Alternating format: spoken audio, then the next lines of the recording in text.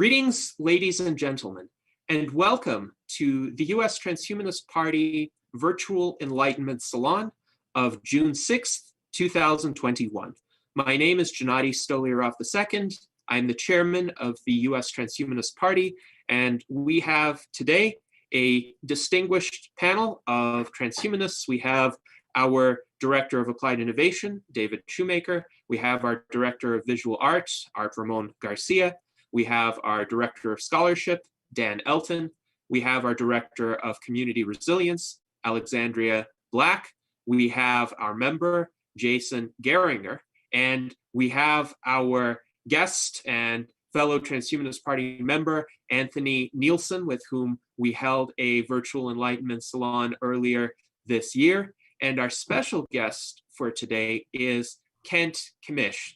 Kent is an entrepreneur in the realm of biotechnology, and he has been working for a long time on quite a unique and innovative idea, a molecular gaming console called the Demonpore 64. Now, this is, I think, a groundbreaking concept for enabling citizen science gamification, channeling the natural affinity that people have toward playing games into valuable research that can lead to cures for diseases, perhaps even assisting in the reversal of biological senescence within our lifetimes. So welcome, Kent. And for my first question to you, I think a lot of our viewers are curious about the name Demonpore and where it comes from. Is it really the case that we transhumanists are as demonic as some of our detractors would portray us? Or is there another meaning behind this name? Yeah, it has nothing to do with gnarling demons in the ninth circle of hell or anything. So James Clerk Maxwell, third greatest physicist of all time, about 150 years ago, he proposed a thought experiment that came to be known as Maxwell's demon. And he didn't even call it a demon. Lord Kelvin came along and called it a demon. He just referred to it as a supernatural creature of some kind. And what Maxwell's demon was, it was a thought experiment to look at a potential gap in the second law of thermodynamics, where you could get free, where you could basically violate entropy if you were able to sort molecules based on their velocity as they hop around inside of a little chamber.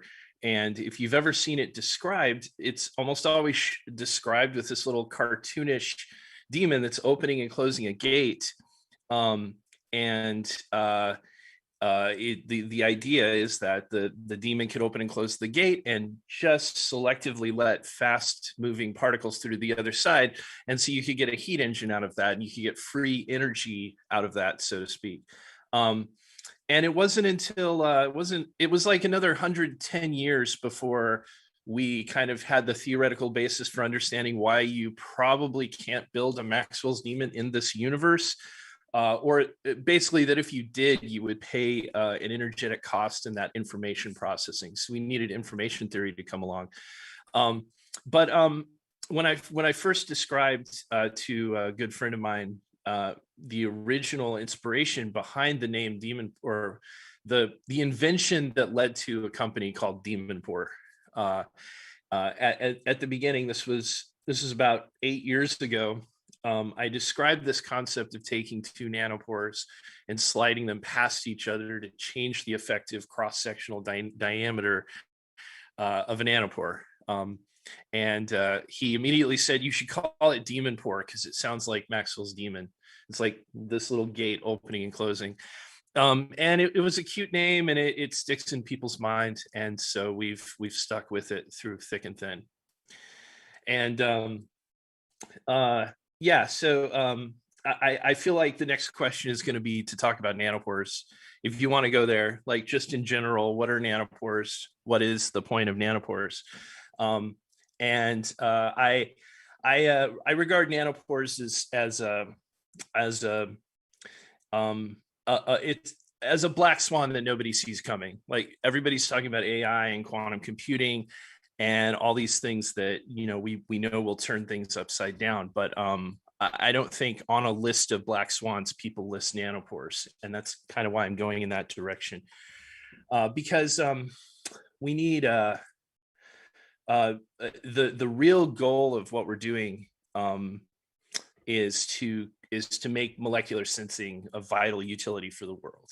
Ultimately, to have it everywhere, to have it be as cheap and easy to use as turning on the internet or a light bulb. Ultimately, and I feel particular responsibility to make that vision come to life, specifically because I think solid state nanopores are the way to go for a lot of reasons.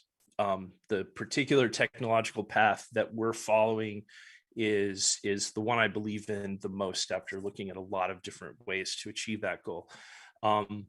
And feel particularly responsible for making this happen because I think a lot of the wrong things are being done toward that goal. Things that will have us end up in a sort of a blind alley with regard to that ultimate goal.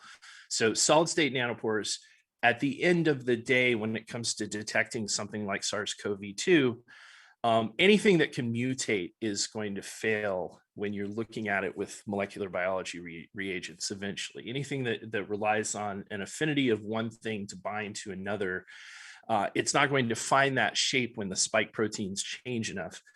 And ultimately, we need ways that are cheap and rugged and portable and miniaturizable, and have all these other quality aspects so that molecular sensing is just something that's happening in our toilets, in our bathtub drains, in our air handling systems, just constantly sampling and giving us access to molecular reality, so to speak.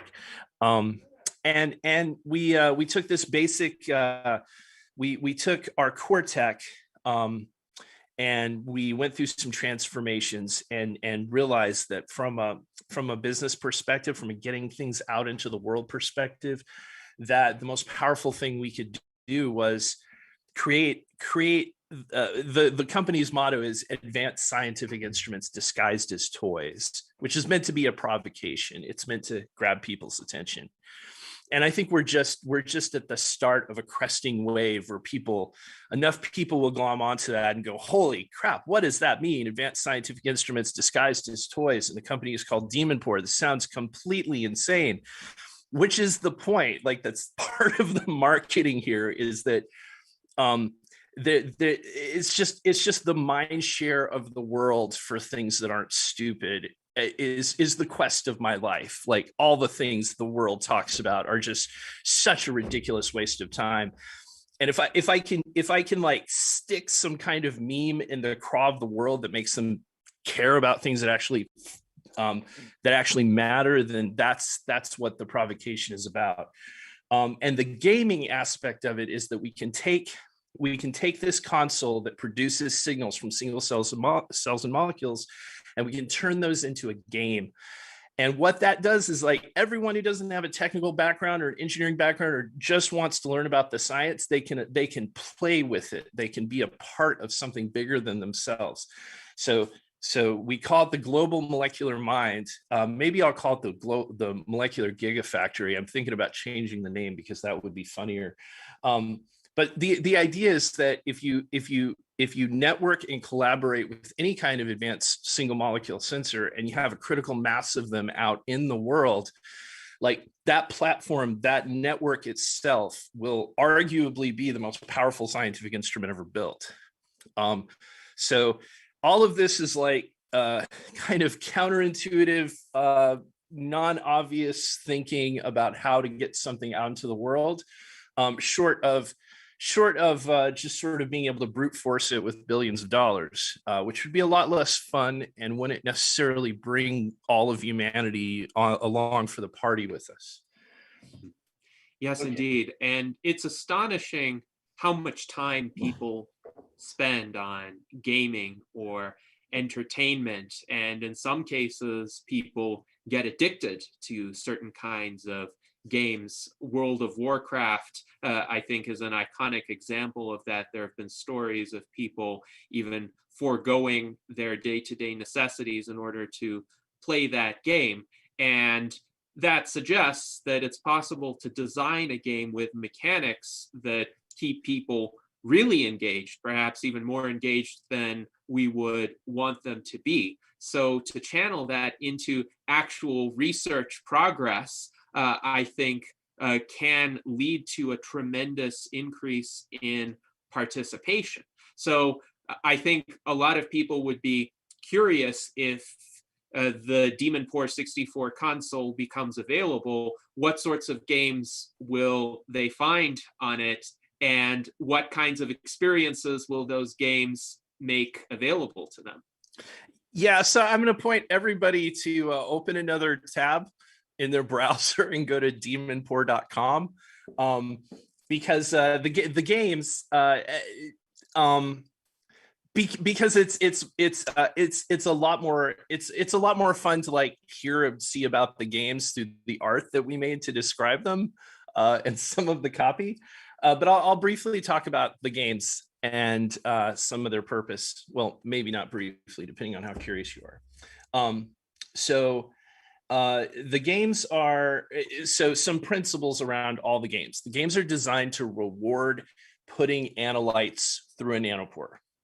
And that's the one action we need everyone to do, whether they know anything about the science or they have any intuition about what's going on under the hood. They just need to put stuff through the nanopore and detect it.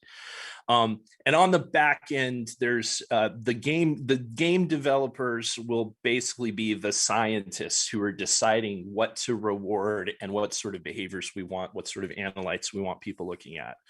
So that's the first principle. The second is that the games, they evolve and they change, so that once we achieve a certain scientific or technical goal within a game, then we move on, and the game continues to have sort of it continues with the themes that we established early on. So if you look at the website, you'll see the different games, which I will get into in a moment.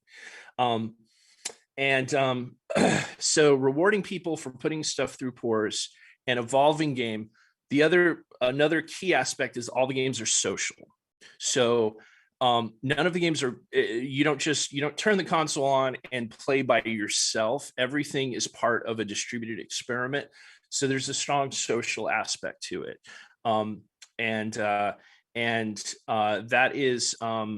That's sort of the conceptual framework for the games. So, okay, let me tell you about some of the games, because that's where it gets fun.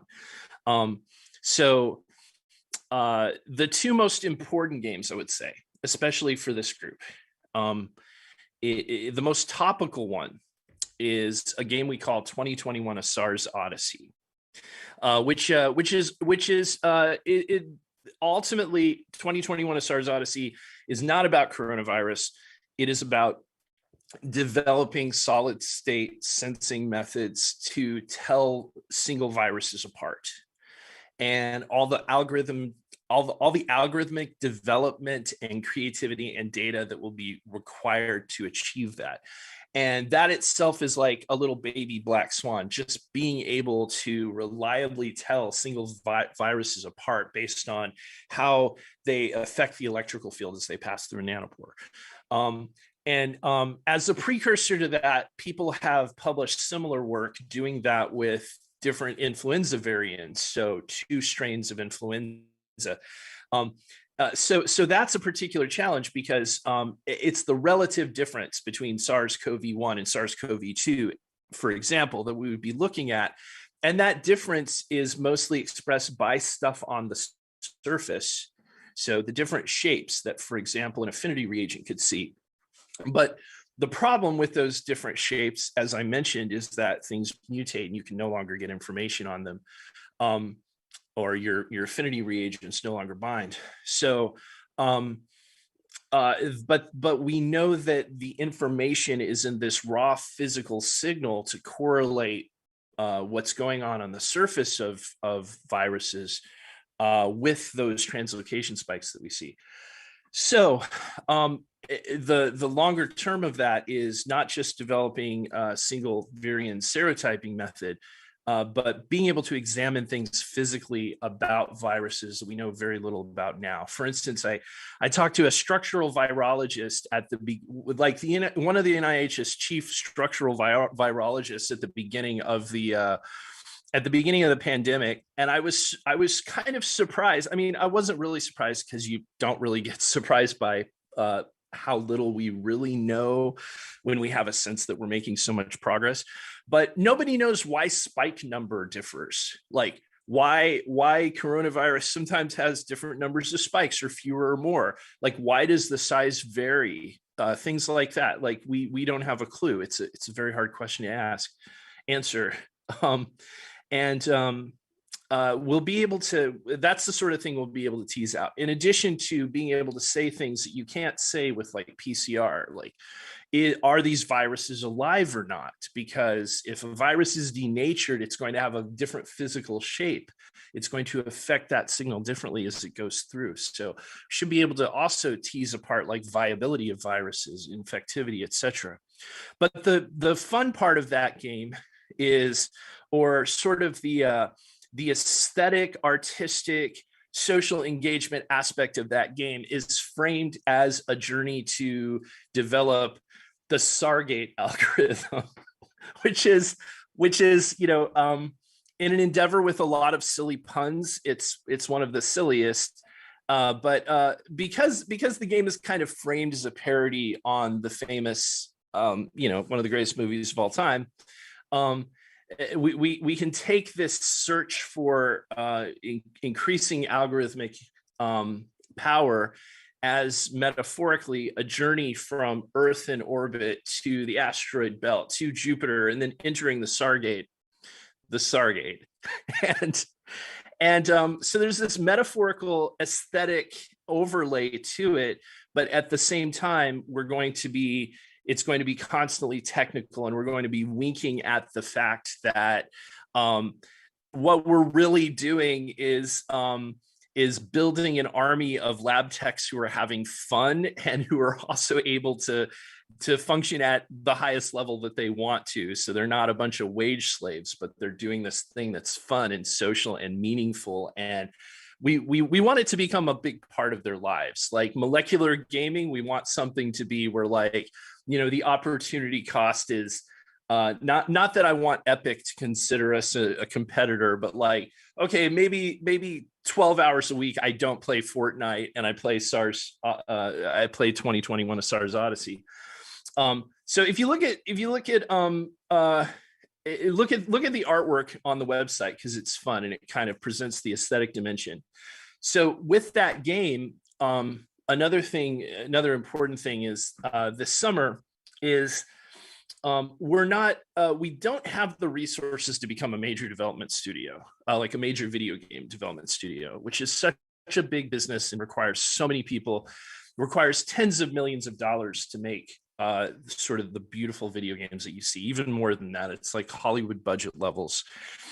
And we also find that most of the people who are excited, at least early on, they're much more drawn to the citizen science aspect than the games inherently. And they see, they see that the games are a way to bring people in and to teach them things and to let them have fun. I mean, games are great intrinsically, but that's my eternal goal, not my next decade goal, is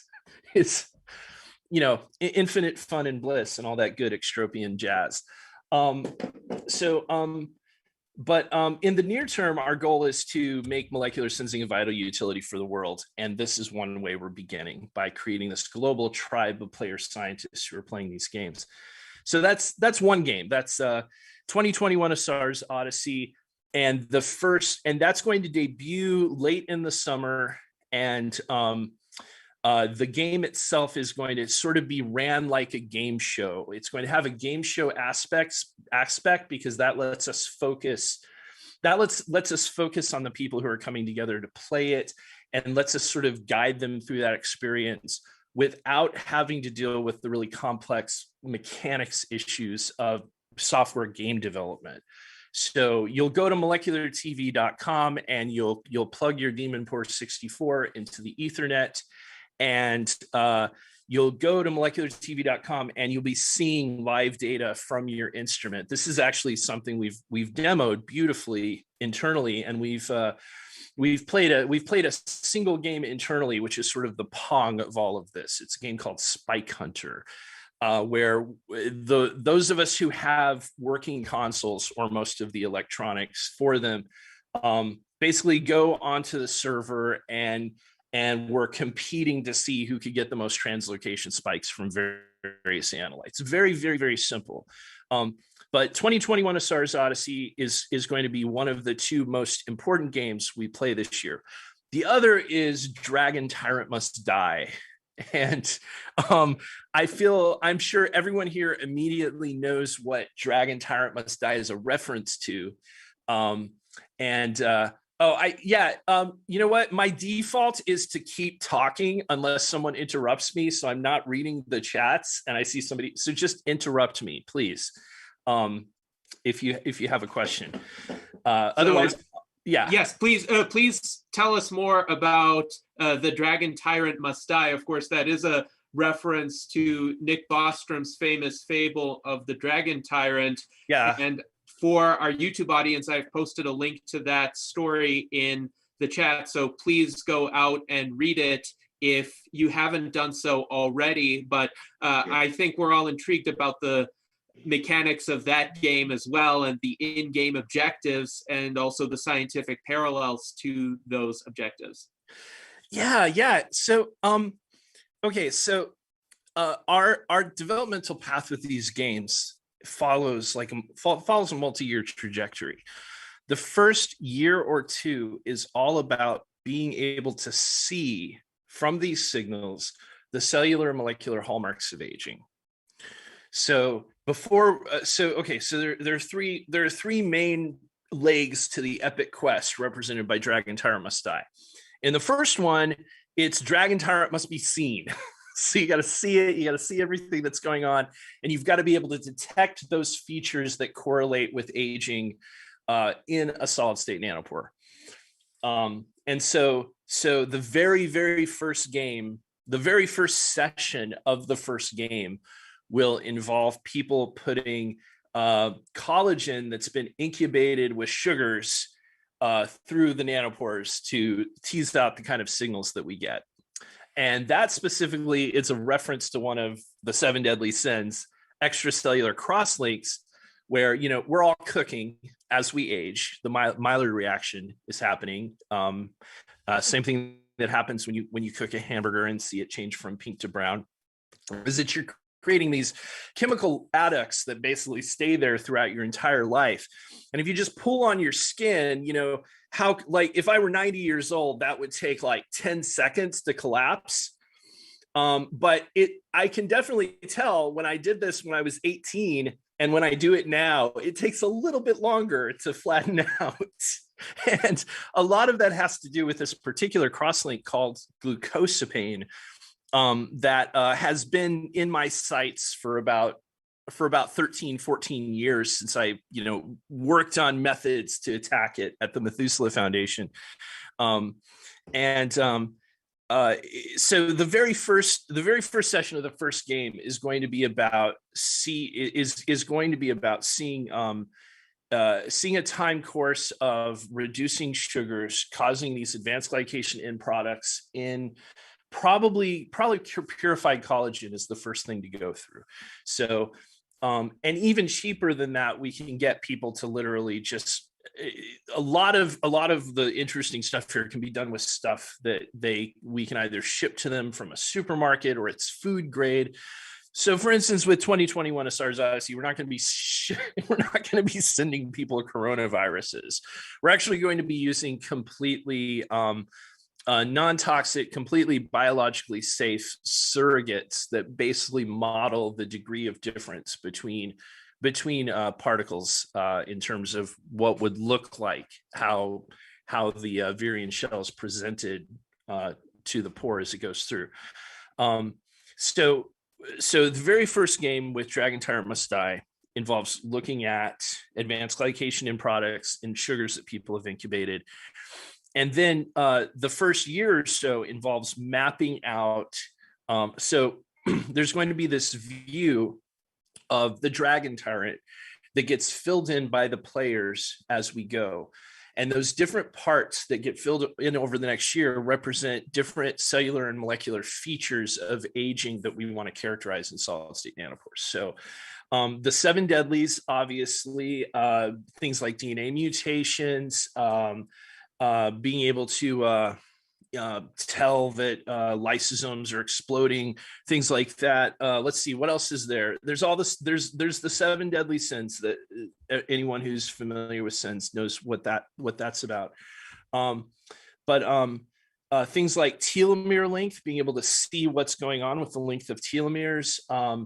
All the things we don't know, the unknown biomarkers that we might find out. But that first couple of years is just the first couple of years is strictly filling in that sort of like the quest is to be able to confirm that we can see all the cellular molecular hallmarks of aging. And then the second leg of the great quest is I think we're going to call it Dragon Tyrant Must Be Attacked. So that level will involve in vitro manipulations, things that can be done so that we can start to potentially test out therapeutic, small molecule and biological therapies, different kinds of therapies in such a way that the users can bring their own creativity and understanding to it. And at that point, we hope to have enough of a tribe that it's like I said, like lab technicians who are having fun. Well, it could also be postdocs who are having fun. It could be tenured professors who are having fun and thinking about the game that way. Although the tenured professors they're probably more on the developer side. They're probably more on how do I use this network. So in the second grand leg of it, let's say that's, hate to put numbers on these years, but let's say that's like 2023 to 2024. We're testing out different things in animal models. C. elegans is something you can play around with on your desktop, not moving into humans. So looking at how things affect those cellular molecular features of aging. And then the third phase is actually population scale intervention testing. And I want to back up and also explain that the Demonpore 64 is a low throughput instrument, something we can make very cheaply, something that we didn't have to spend tens of millions of dollars to put together. But that and as a consequence of that, it's a research instrument, and it's very, very, very much, 10 foot tall burning letters, not intended as a diagnostic, not intended to diagnose, treat, prevent, or cure any disease. You have to scream that out loud so the FDA doesn't think that we're trying to pull a fast one and have this molecular gaming console do anything medically relevant at all. Strictly a research instrument.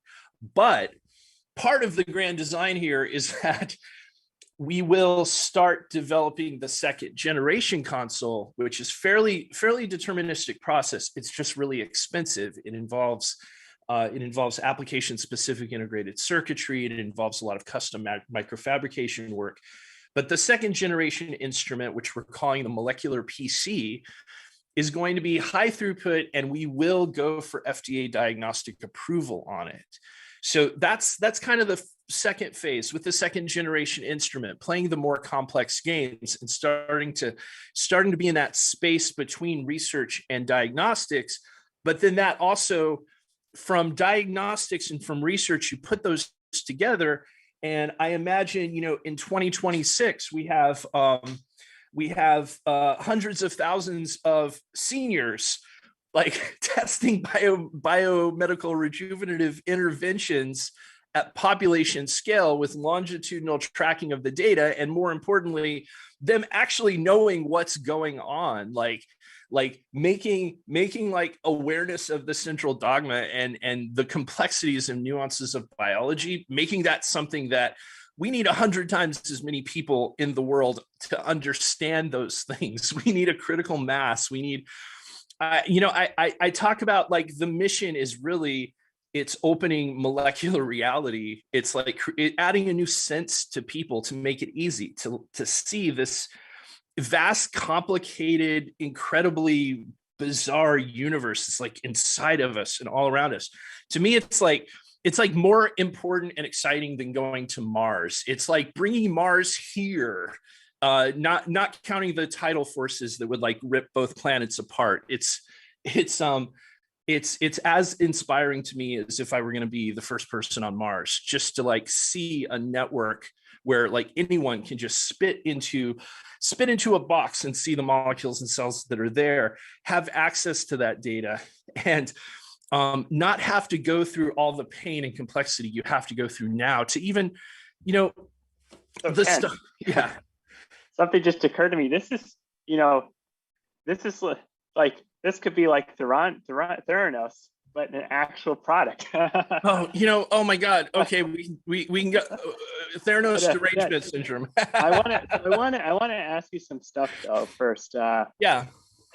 So as I understand it, you've got these nanopores, basically whole nano-sized holes. Yeah. And you can change the size of these. Is that correct?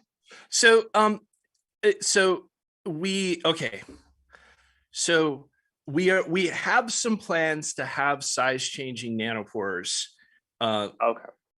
But so our invention of mechanical nanopores that could open and close was this really amazingly cool thing, but that is not ready to be simple and packaged in a simple consumer device.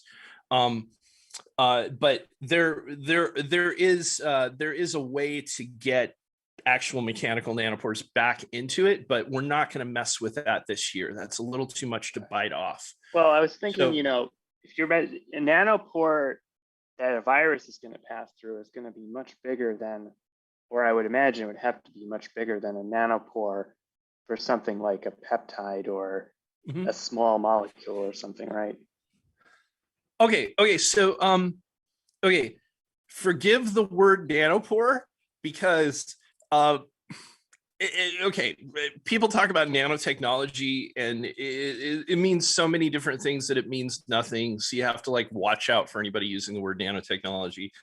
But we kind of say nanopore for convenience, and we actually mean resistive pulse sensing. We actually mean tiny holes that range from sub-nanometer all the way up to literally millimeters, like gigantic holes, millipores. Millipore? Yes. Yeah. Millipore. But there's a company called Millipore. So Micropore. Yeah. So the point of mechanical nanopores was being able to access that full range with a single pore.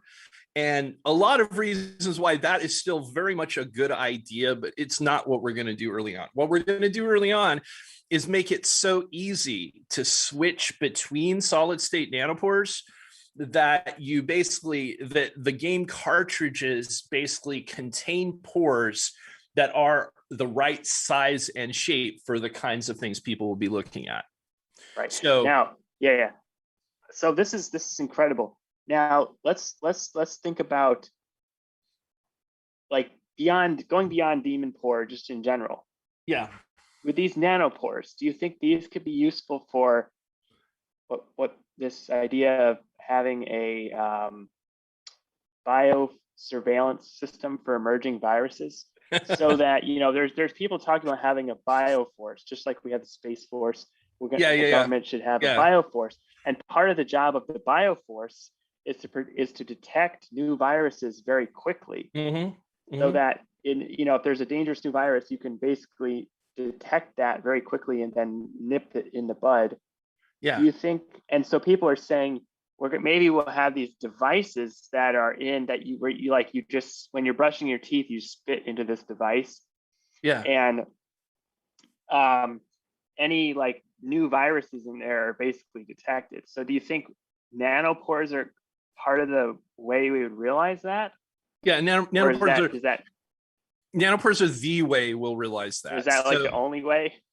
No, it's okay. Lots to unpack there. There's a lot to unpack there. This is a really good question, really insightful.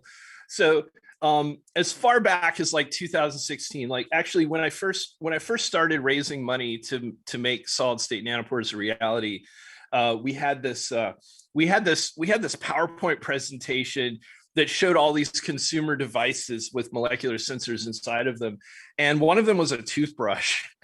And the idea is, yeah, of course we could pack these sensors into a toothbrush, and yeah, eventually we will. But I found it amusing that like that same month when I put that PowerPoint out and I was showing it to investors, I noticed that like the CTO of Oxford Nanopore had a presentation that just completely coincidentally also talked about a nanopore toothbrush.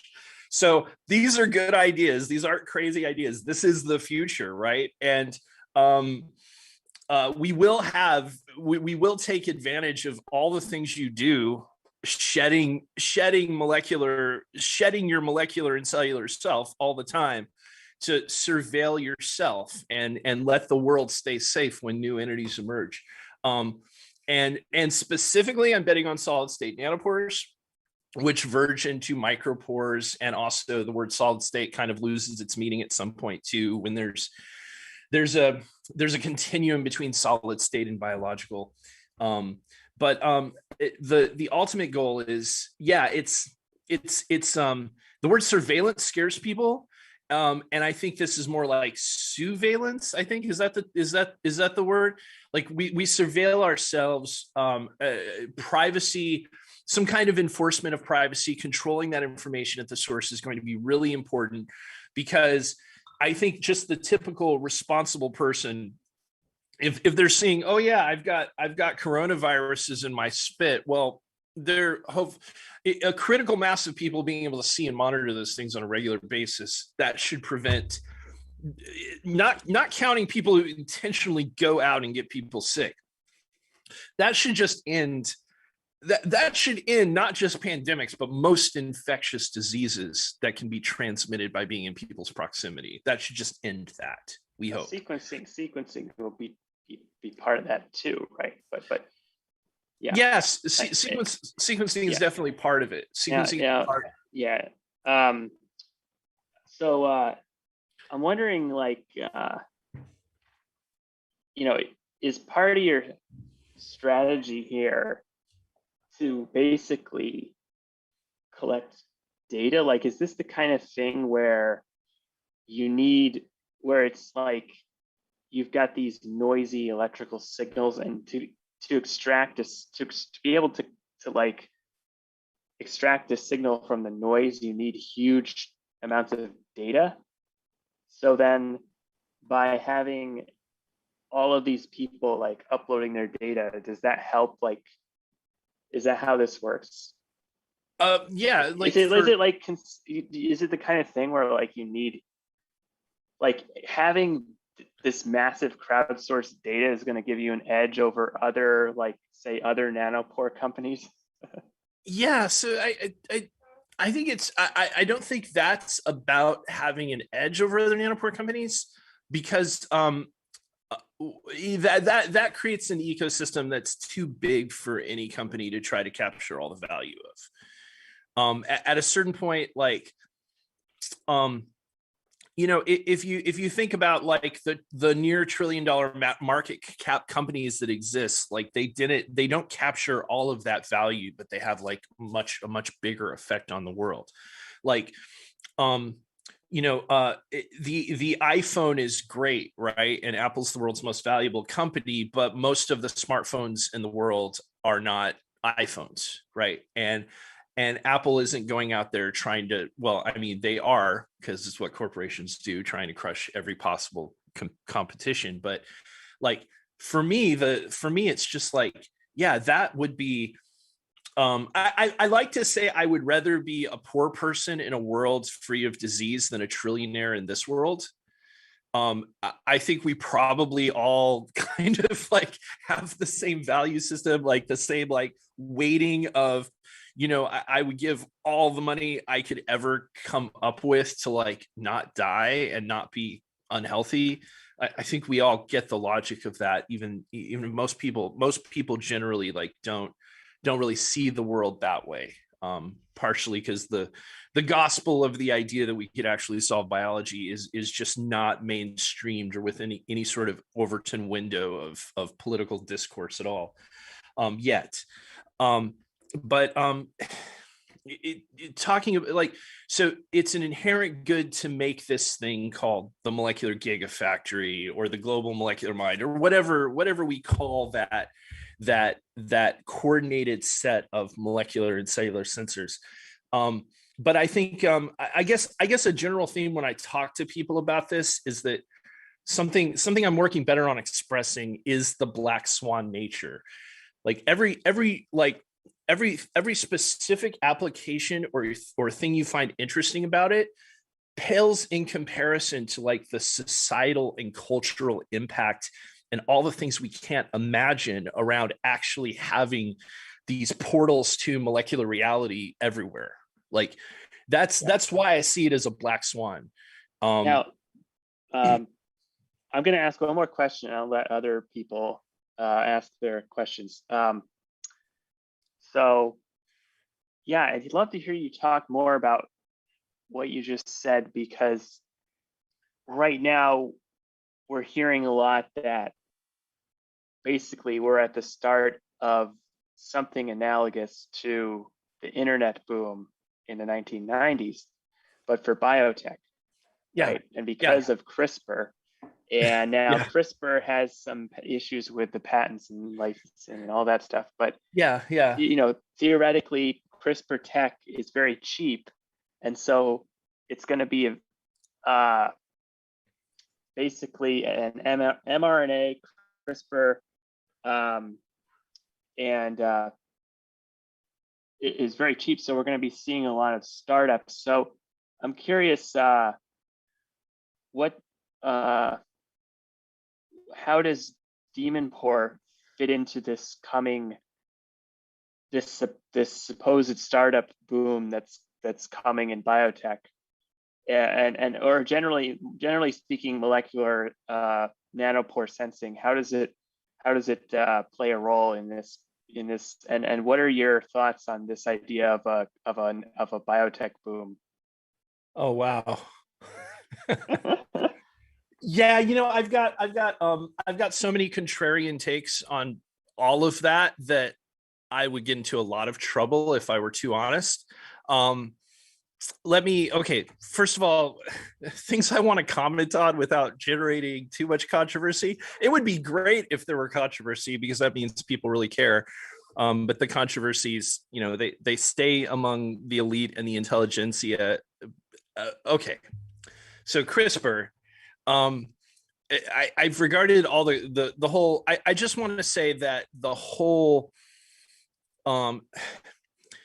patents for me are kind of like Arjuna on the battlefield, where it's like there's this thing the system you don't really believe in that you have to play the game with, kind of like money, kind of like business itself. It's like I have to suck it up and play the game, and patents are one of those things where if there were some way I could preserve the ability of small startups to compete without the whole patent kayfabe, I would. So I feel like it's something that we're stuck with now, to give little guys a chance. But patents are mostly these awful things that are intellectually dishonest and full of crap, and just awful. Patents should not exist, but they do. And I just want to say, because you brought up the CRISPR patent battles, I want to say how absurd they are. And that's my one controversial assertion, is that people are fighting over this composition of matter that can do certain things. and completely missing the fact that we're going to be able to generate an unimaginably vast diversity of different gene editing enzymes that work in different ways and that are vastly superior to CRISPR. Then there's no way anybody, I mean, it's so absurd. There's no way anybody is going to capture all that value and own gene therapy and keep people from doing it in an infinite number of ways. It's just an enzyme. It's an enzyme complex that is, and there have already been so many improvements made to it. And we could start off without any of the original backbone, like with David Baker's work, like could just like create completely new versions of gene editing enzymes that do a much better job. And this is inevitable. And that really limits the meaningful lifetime of any of those patents, but people are going to try to make all the money they can off them now. The other thing with CRISPR is you're kind of getting into, you're talking about this revolution enabled by CRISPR. And I'm coming at these things from a very different perspective. It's kind of my own, but people would agree with me. It's just like it's not the narrative right now. And to me, like for me, DIY bio, you being able to genetically engineer organisms in your garage, et cetera, even like the whole like the ridiculously vast promise of robust synthetic biology to basically be advanced nanotech and to solve everything from carbon capturing to basics of material and energy scarcity. We're going to grow spaceships. We're going to grow cars. We're going to stop like tearing apart the earth and mining metals because like there's basically nothing we can't figure out how to grow instead of manufacture when the time comes. And that'll be an aesthetic preference and also like how we want to treat the world, etc. But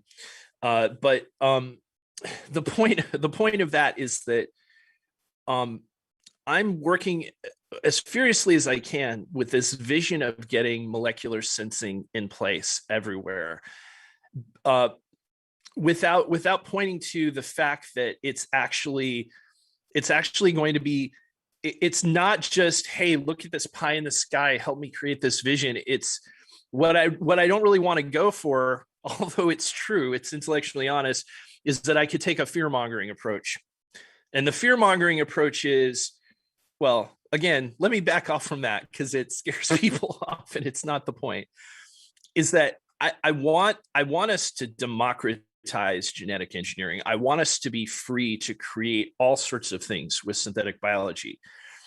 And at the same time, I want to make sure that is as responsible and safe as possible. Everyone in the field feels that way. But like the very specific sort of wedge I can get in there is to make sure that we can see what's going on molecularly and cellularly without reagents, so that whatever people manage to make in their garages, once they're free to make stuff, we can detect it if they're irresponsible or if they have an accident, etc. But bigger picture than that, the bomb I would drop here conceptually, which might put me at odds with some people, but I think we could reconcile, is that I think that at the end of the day, we're ultimately going to want the solar system to be our petri dish for advanced synthetic biology, and we're probably going to have a cultural, political, very human, not necessarily rational reasons, but still good reasons in the 50-dimensional chess of geopolitical world line navigation to leave the Earth as wild as possible, which is another thing that we're going to have to hammer out, is that I think I can imagine, if we don't find interesting life on Mars, that we could turn Mars. It'd be like we dropped a Genesis bomb on Mars, only limited by our imaginations, and that'll be awesome. But yeah, I mean, at the end of the day, any kind of genetic engineering, any kind of democratization of it, I want it to happen. And because I want it to happen, like, this is actually the first thing for me to work on, is this very fundamental question of, okay, we can make anything. Is that safe and responsible if we don't have broadly democratized, easy ways to see what we made? So, okay, yeah. Wow, This is a bit of a dark alley. Incredible answer. Yeah, and I'm really happy to hear that the patents on, you don't think the patents on CRISPR are going to be a major roadblock.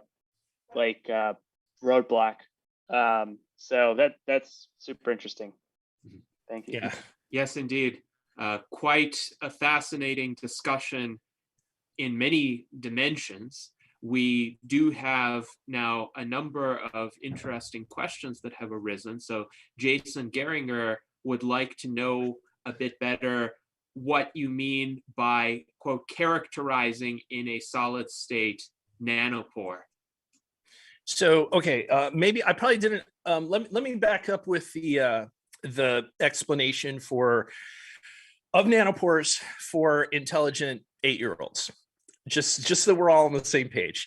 You get a tiny hole, okay, and you got solution on one side and solution on another, and you've got salt. And salt consists of positive and negative atoms that in a salt crystal, they're all packed together. But when they go into water, they solubilize, and you end up with these little positive and negatively charged things floating around inside the solution. And you've got two reservoirs, like call them cis and trans for same side and other side. And you've got electrodes in the solution that are creating that are using the saltiness of the solution like a conductive wire. So if you think about the electrodes in solution, and you've got a tiny hole, and that tiny hole is the only place where charge can move. So it's almost exactly analogous to, if you have trouble understanding it, just imagine a garden hose and squeezing it. And like, the more you squeeze it, you eventually stop the water from coming out at all. But you could also imagine, like, if you wanted to like pass things through the garden hose of different sizes, you could get a readout of how big those things are. If you had a whole, if you were creating a constriction, you had things of different sizes, you get different amounts of water out, and that's kind of analogous to what we're doing. So the electrode's set up, and basically it's modeled as an electrical circuit where the pore itself is a resistor in that circuit. So you're setting up a voltage bias, and charge wants to go from one side to the other. So all these ions in salt, these positive and negative ions, the negative ions try to rush through the hole toward the positive electrode, and the positive ions rush through the hole toward the negative electrode, and you measure that current. And the whole thing, it's like a wire with a resistor. So you're measuring the current with a certain salt solution. And then you have things in the solution, and those things are the things you care about measuring. And what happens is things are like kind of floating around in solution, and when they get close to the pore, they start to get sucked in rapidly. Just like, if you look at a bathtub drain, and you open up, you open the drain in a full bathtub, like you're not going to see everything moving quickly until it gets close, and then it's like sucked through. So everything doesn't rush through the pore, but when things get close, they kind of get captured by it. You can think of them like water swirling down a bathtub drain. You see like little particles would go through fast as they get closer. And that's an almost perfect analogy for what's happening electrically at the nanopore. And we talk about characterizing analytes in a solid state nanopore. It's that when something goes through, it blocks that current of ions. And you have a circuit outside of that is tasked with measuring that current change very precisely and very quickly. So something that might go through in 1,000th of a second actually generates a lot of data. It generates a change in the electrical current that looks like a spike. So you've got you've got current, something goes through, you see a spike. And when you're zoomed out in real time, that spike might just look like a straight line. But when you zoom in on it, it has structure. And the structure of that spike can give you a lot of information about the thing that went through. So you can derive things like the net charge of a molecule. You can derive its approximate shape. You can tell how fast it's spinning in solution. You can tell things about its density and whether or not it's doing, whether or not it's an enzyme that's active at that moment or not. And with whole cells, you can do things like you can sense the viscoelasticity of a single cell passing through, which tells you a lot about what's going on inside of it, and can be used to characterize it. And you've also got so I'll give you one example that's kind of a fun, intuitive one. Is that if you pass a long, skinny tobacco mosaic virus, which are these like long, skinny rods, you pass them through a nanopore with the right width and an aspect ratio, you can see from the signal, even though it goes through very rapidly, you can see it tumbling if it happens to tumble.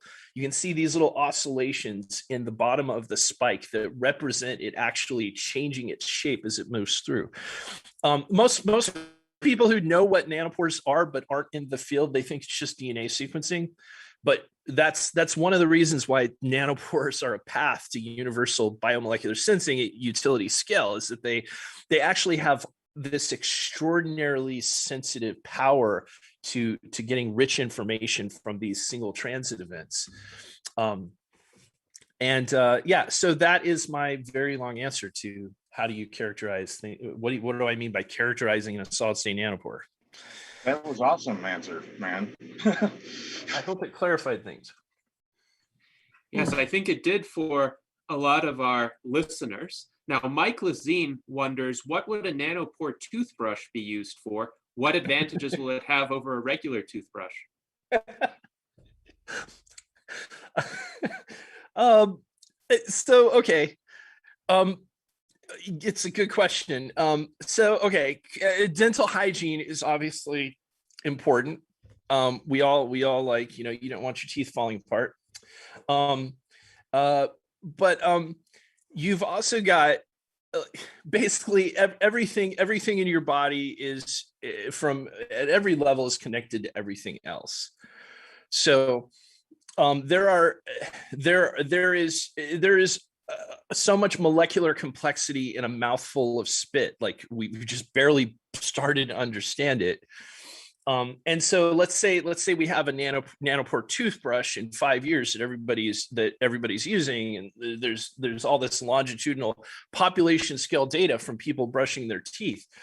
Well, not just diseases of the mouth, but every time you brush your teeth, you're also bleeding, like probably to some extent, at least a little bit. There's probably a little bit of blood with just about everybody's toothbrushing process. I think that's pretty normal.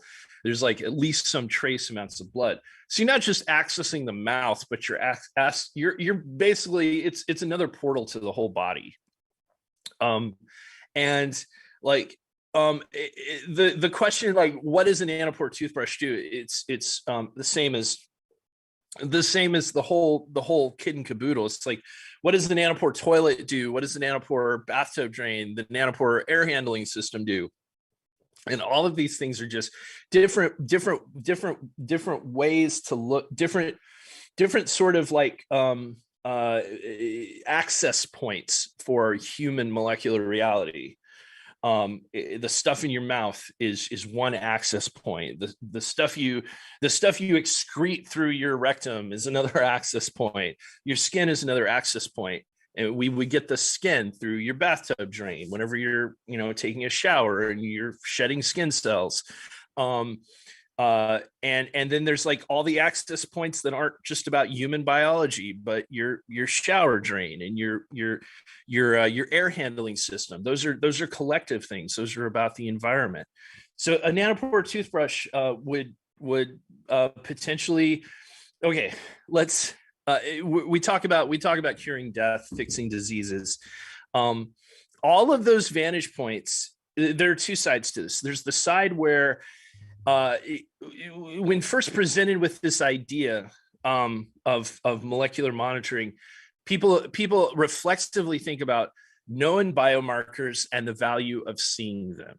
So, for instance, just being able to get good regular information on things we already know about, like just the things we already know about.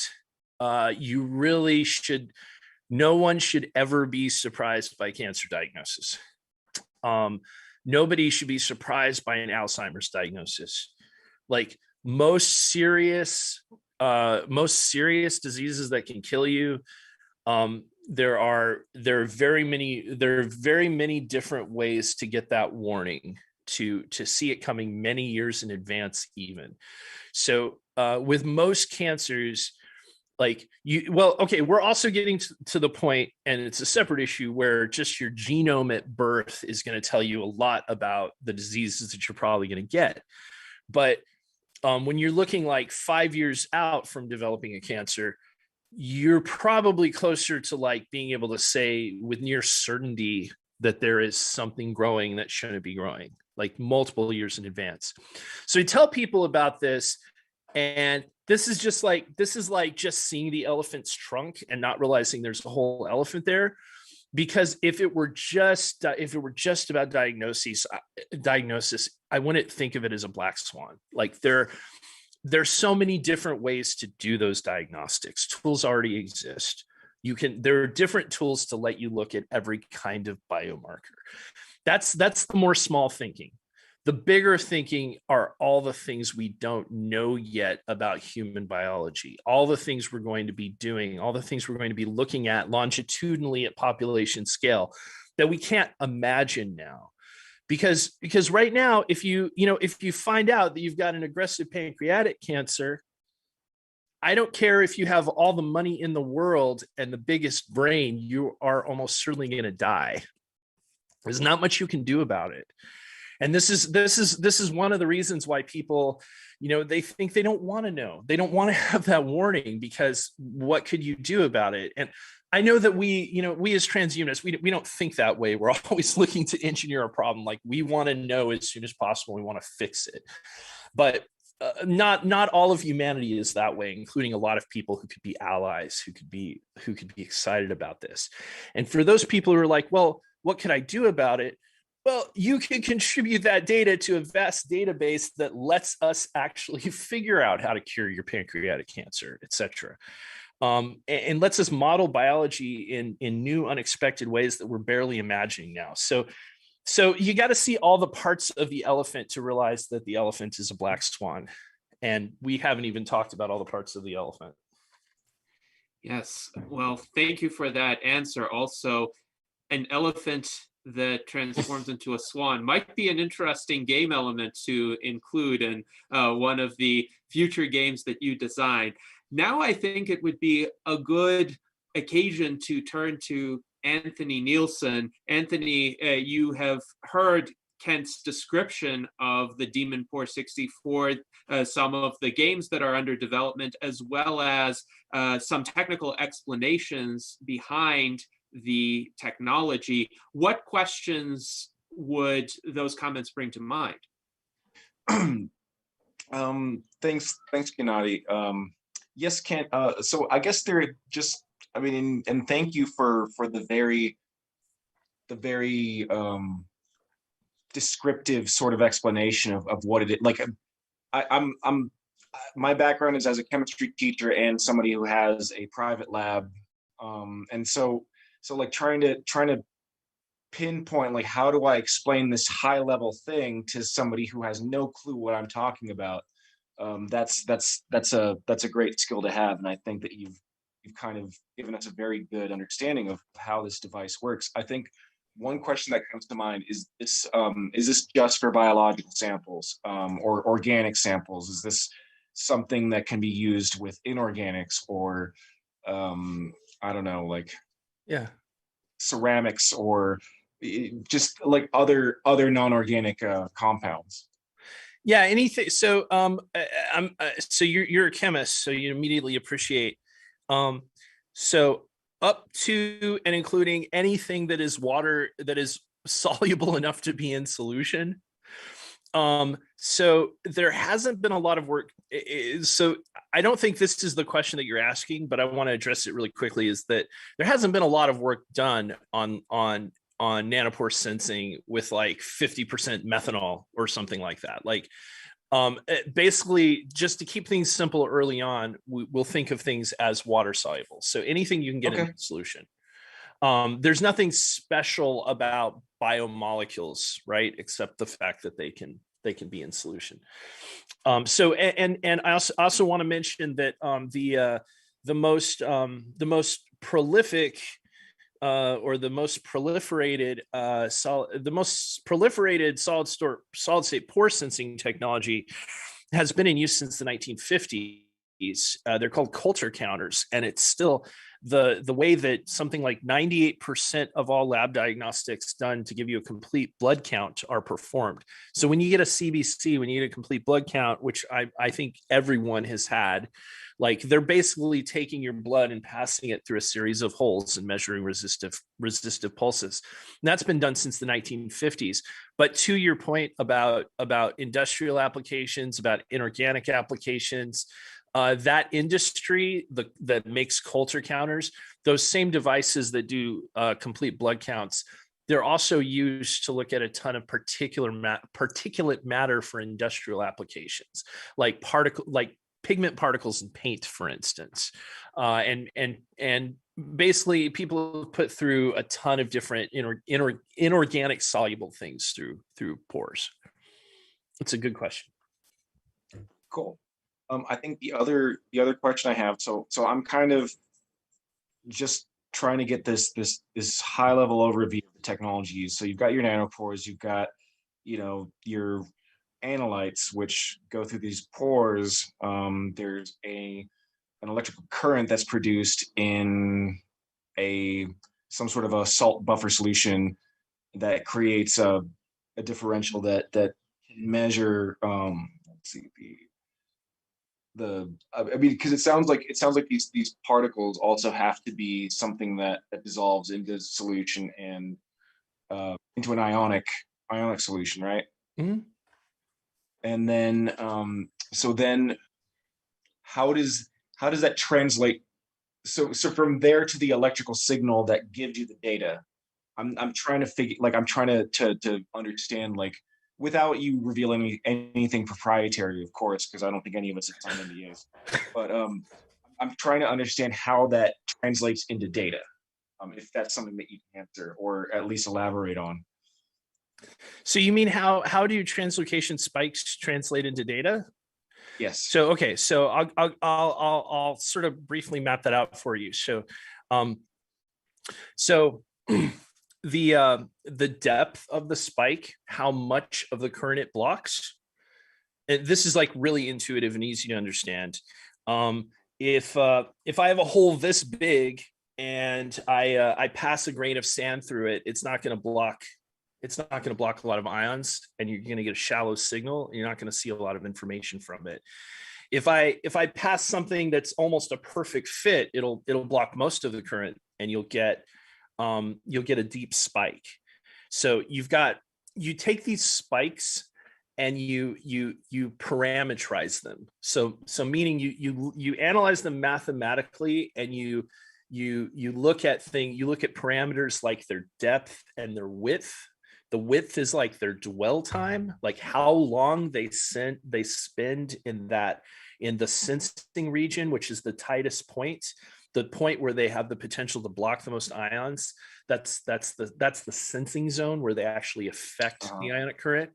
So the width of a spike. So just imagine a waveform, steady state current. Something goes through the pore, and the current drops. It can also rise, but I'm not going to get into that. Like more generally, it's called ionic modulation sensing, because there's all these interesting things it can cause. But let's just say it's just blocking ions, and it's not pulling more ions through with it, which is something they can do. And like the shape, even like the shoulder of it and the asymmetry of it, And there's the paper where they looked at single variant serotyping to try to tell a difference between a single translocation event of influenza A versus influenza B. They looked at 20 parameters.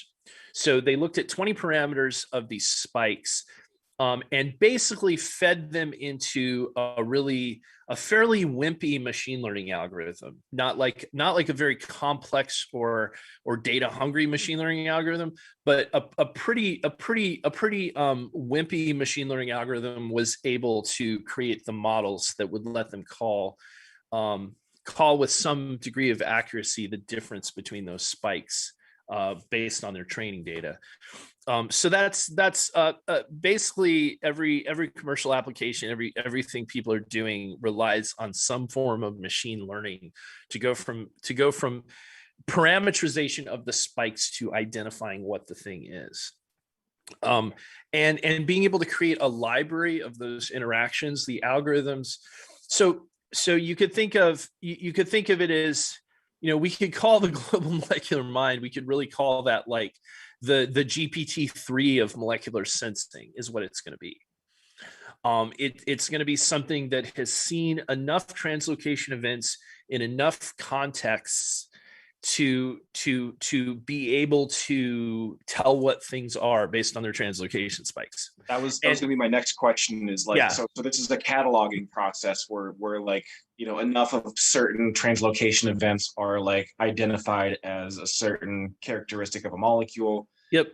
This goes into some sort of massive data aggregate library of some sort where that data is then interpreted in some manner. Yeah. So basically we're giving I like to think of it as like, so I'm always in this tension between what is the most important thing to work on as an immortalist and a transhumanist, always in this tension. And I have very, very good friends who are like, very, very set on the idea that the only thing really worth working on is advanced general intelligence. and that like, I'm even like wasting my time working on what I'm working on because we should all be doing nothing but mostly artificial general intelligence. And the weird thing is it's a perspective that I respect, like, because the reason I'm not working on artificial intelligence is that I don't have the intellectual toolkit. I'm not trained in machine learning. I can't push the boundaries of machine learning. And there's no limit to funding or the number of brilliant people who are pushing in that direction. I'm working on this is partially it's a hedge against the idea that super intelligent AGI is going to save us all, because it very well might. I don't have my own internal sense of how long it'll take and how hard those problems will be to solve. And maybe maybe it'll really start showing up to seriously cure diseases and improve human life in 10, 20 years. Maybe that'll happen.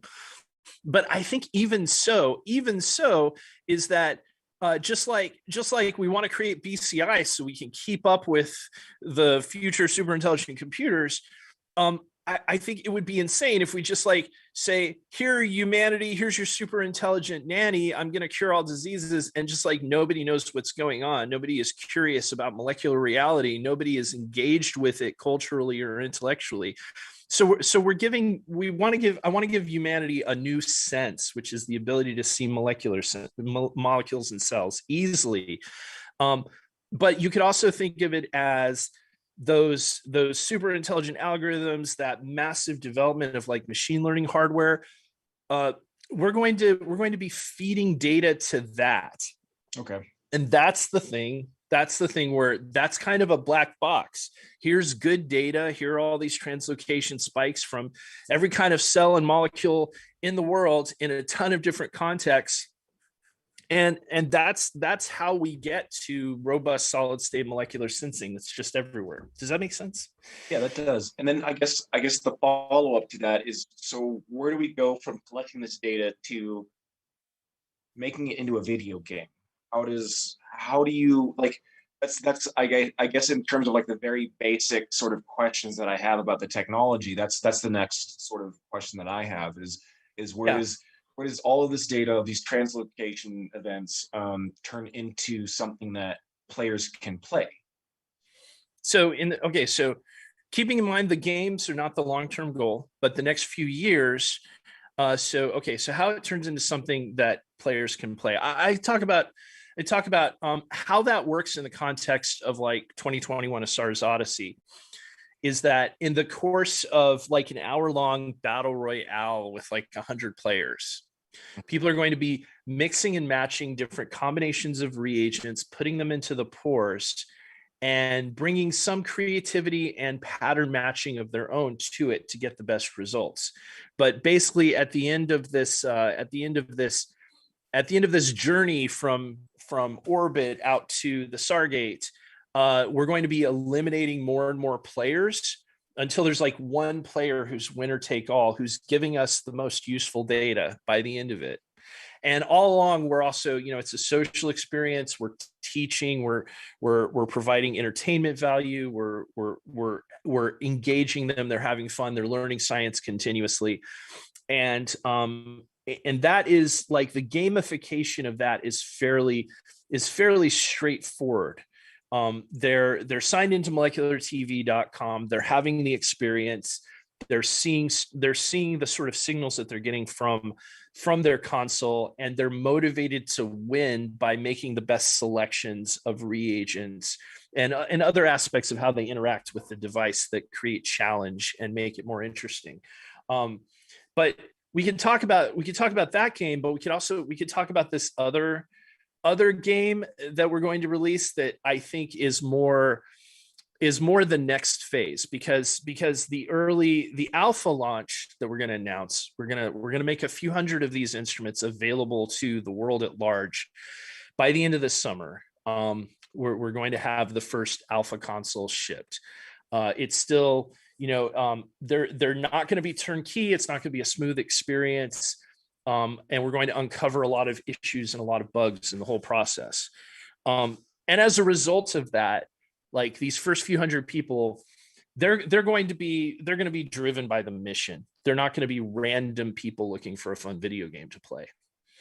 But ultimately, we also, even though games are not our mission, getting people to play with solid state nanopores is our mission. So we do have a plan for games that are just stupid fun. And the one we've been working on a little bit is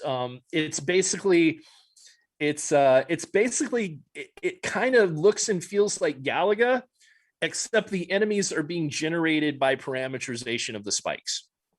So we're literally going to ship the console with a joystick. The joystick can be used to control the voltage and other physical aspects of the console. But in this case, and it's a bit silly, sure, is that you're gonna have a console sitting in front of you, and this is for the person who is curious about the science, but just finds it weird and interesting and wants to play a game, like a simple game.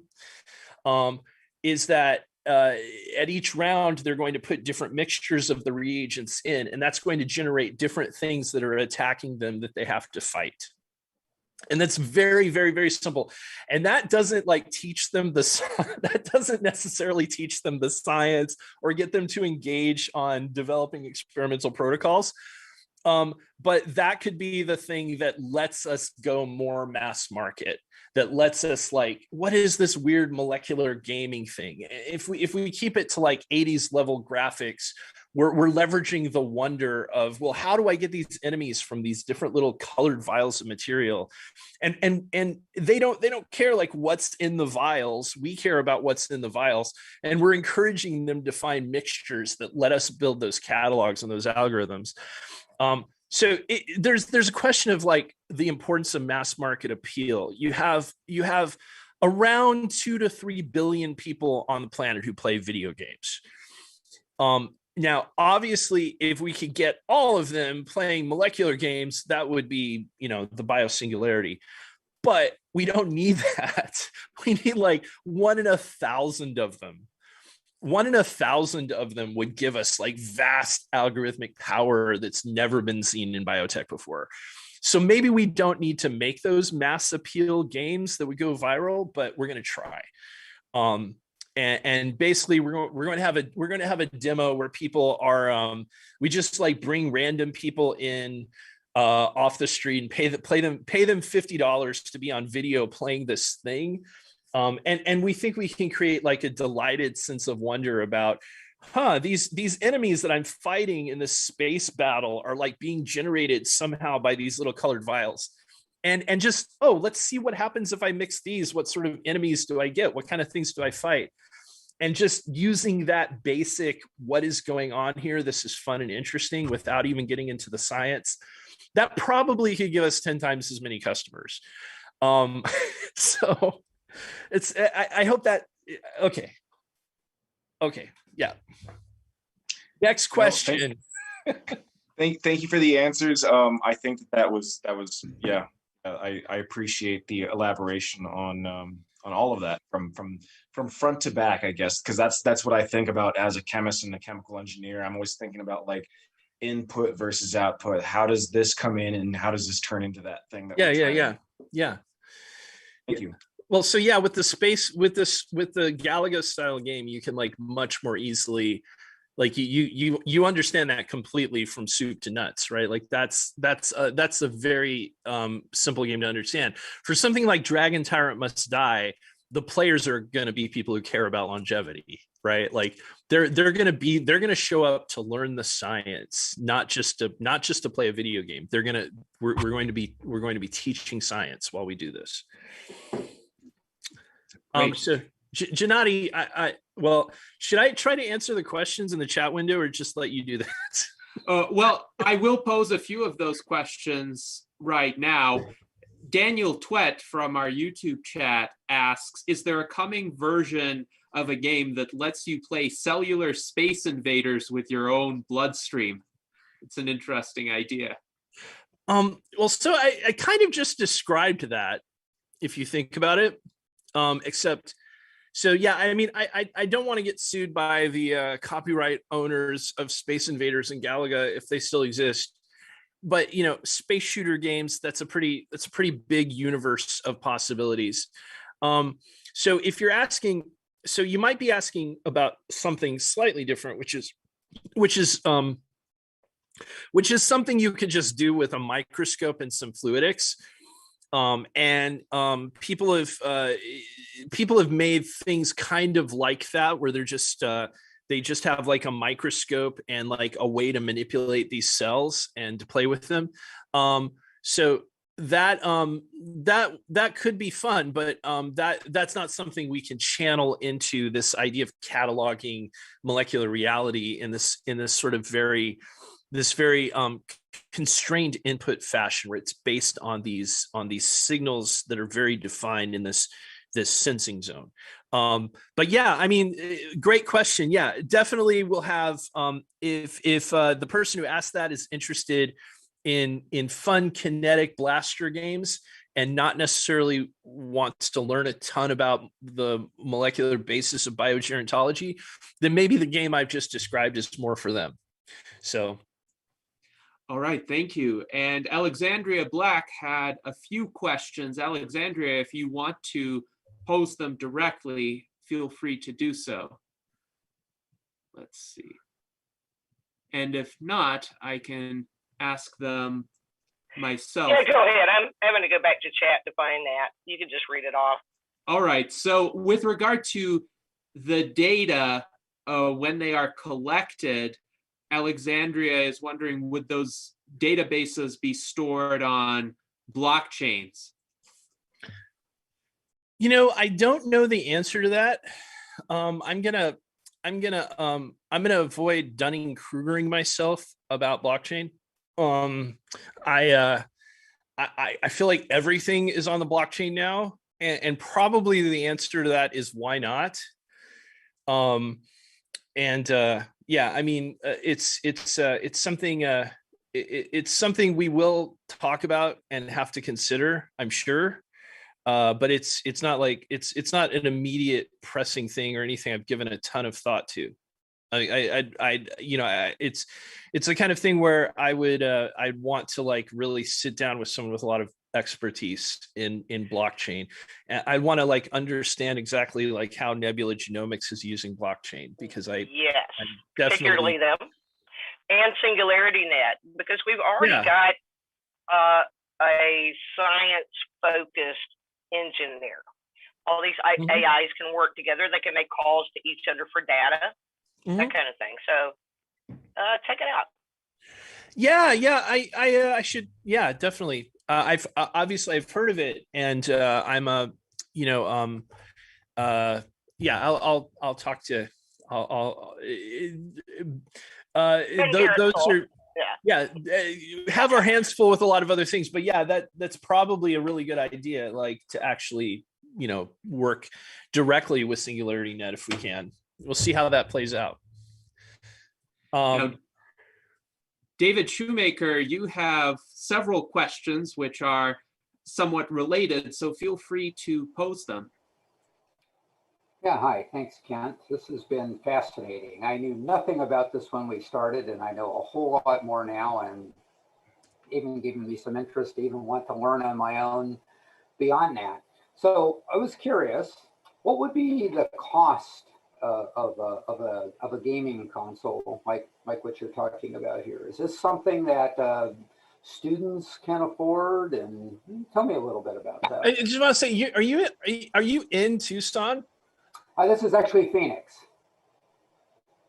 Oh my God! Yeah, that's over my right shoulder. No, that is Estrella. Those are the Estrellas. Yes, where baseball's played, and then that's downtown and a bit of South Mountain. No, for some reason, I've lived in both, right? And and I love. I grew up seeing that all the time. I don't know why I said Tucson. Okay, no, I'm gonna choke to death live. Okay. Oh, please do. Way to make the thing go viral is if I like die.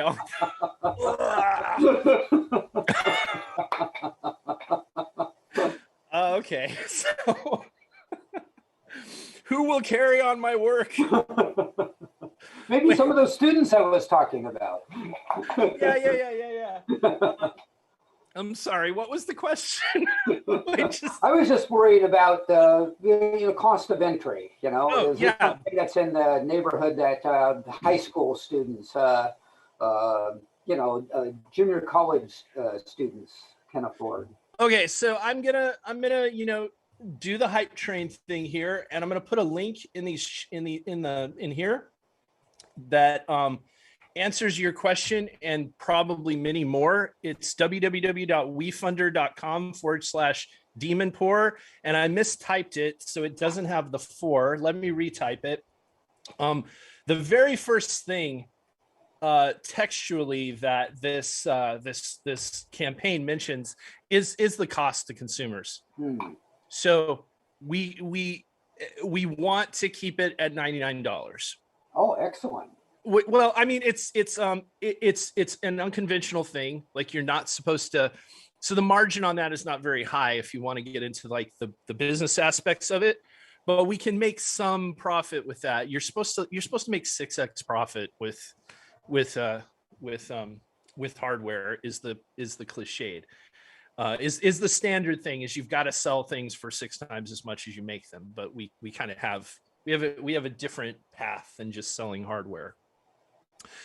So yeah, the stuff is cheap. The thing we're going to be shipping to people this summer, the cost of goods is it's not going to be far from $100. It's going to be around $100 for us to actually make it, but that's entirely a consequence of the scale at which we're making them. So for a mass consumer market, it really should be on the order of $20 or $30, and then it's more like 3x margins. But I would have a preference if Reid Hoffman is listening. I would definitely have a preference to do the whole blitz scaling with a ton of VC money thing, and convince people that we shouldn't even try to make money on the consoles. We should just try to get as many of them out there as we could, and hopefully there's some sharp billionaire VCs who are listening who get that this could be the world's first blitz scalable hardware biotech startup. So, yep. Yeah, that's all really cool. Is there anything in the console that would keep it from being exported? It's not a US only kind of thing, or is there any technology in there for that we have to worry about export restrictions? No, I don't. I can't. I don't know of anything like that. Like, there is, the custom electronics we designed for it aren't like, they're not like national security concern level sort of things. They're circuits. So it's a good question. Like, could there be some unexpected export restrictions, like for sending them to Iran or something? I don't know. I have no idea. But yeah, it would be good to make this international as soon as we can.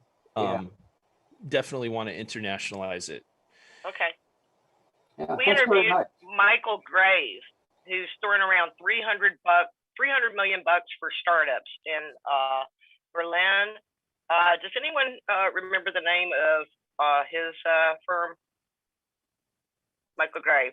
Oh, and I have another question. Would this be an appropriate tool for bright middle schoolers? That's some in the family. Would that be workable? Okay. So yeah, definitely. Let's hook him up with Michael before we're done. Yeah. Oh, I just want to say, like, a lot of people who've invested or expressed interest talk about wanting it as a tool for their kids, which kind of it surprised me at first, because I would assume that the name would be off-putting for like people with kids, but no, I mean, they're like, there's a demographic who's like, oh yeah, I get to teach my kid about Maxwell's demon and not scare them. But also the fact that, one of our molecular games is called Poop of the Gods, and there's a bit of an edge to all of the marketing. So I was surprised that, like, people think about it for their kids. I think bright middle schoolers is probably like about as low as we want to go in terms of how young players would be. And also the fact that we're going to have very, very much kind of like tucked away so it doesn't affect the brand too much, is that we're going to have some adults only games. So, but you can imagine what some of those are. They're going to be fun though. But I think we're not even going to talk about them without getting people to verify their age. Because this is supposed to be a G-rated live stream. So yeah. Michael Grave, whom Alexandria mentioned, he is the founder of the Forever Healthy Foundation and the owner of Kaizu Technology Ventures. He is based in Germany, and he is a multi-millionaire. I think his net worth is in the hundreds of millions of dollars, and he is a major funder of rejuvenation biotechnology startups and research right now. So that is the individual to whom she was referring. Certainly, if you are able to get the attention of someone of his caliber to fund the molecular gaming console, then that would be a major breakthrough. Well, I'll tell you what's going to happen, and it's going to be beautiful. Is that investors see everything. Professional investors see everything through a different lens than we do, like just transhumanists who are trying to do something for the most part. And I think what's going to happen with Demonpore is that, well, okay, so don't ever do a startup unless you're willing to accept the fact that you're going to spend 95% of your time dealing with unpleasant irrelevancies just to keep the lights on and to keep fighting. So it's a lot of struggle to do a startup. Startups are hard. Hardware is hard. Everything is hard. But I don't recommend it if you don't feel that your startup is potentially the most important thing since sliced bread, because it is a big struggle. And with professional investors, biotech investors tend to have this problem where a little knowledge is a dangerous thing, or they have so many people coming at them about this or that thing, and they have to pick and choose between so many things. And with Demonpore, with this whole struggle, this is not a story where I have necessarily found, like, if someone doesn't hear advanced scientific instruments disguised as toys, if somebody doesn't hear that and go, holy shit, I have to know more about that, then it's like, that's our best elevator pitch right now, because the story is too weird and hairy and strategic to like make that understandable. But what's going to happen with professional investors, with VCs, is they're going to see what we do this summer with a few hundred people seeing single cells and molecules in a molecular gaming console, and they're going to miss out, because it'll be the first time in my life where I will ignore some emails from rich people. So the hype will be on our side. The leverage will be on our side. Just having that this summer, that itself, just a few hundred players, that will already be the most powerful solid state nanopore sensing device collectively that's ever been built. And if people are excited about it and they're having fun, VCs are going to come to us, right? And maybe I won't answer all their emails. It'll be just. but you know, someone like Michael Greve, who I don't know, his heart seems to be in the right place, and he's got a ton of money. He's definitely, because of the things he's cared about and invested in, is definitely not one of the emails I would ignore. In fact, when I think about the major backing that we're going to need to have, I definitely want to pick and choose those major investors and make sure I have ones who really deeply internalize the mission. Okay. Yes, absolutely. Always less fun to talk about money than science. So. But thank you for shedding light on some of the dynamics and incentives with which venture capital investors operate, because that is a major area to consider for startups, for researchers in this space.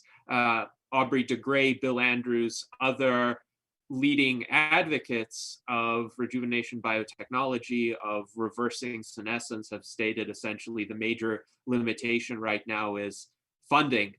They have the skilled researchers, they have the pathways to explore, but in aggregate, the field is getting more money now, but it still doesn't have enough money. It would benefit from an order of magnitude more money than it currently has, or an order of magnitude more labor capability, so to speak, which is what you're trying to bring to the situation.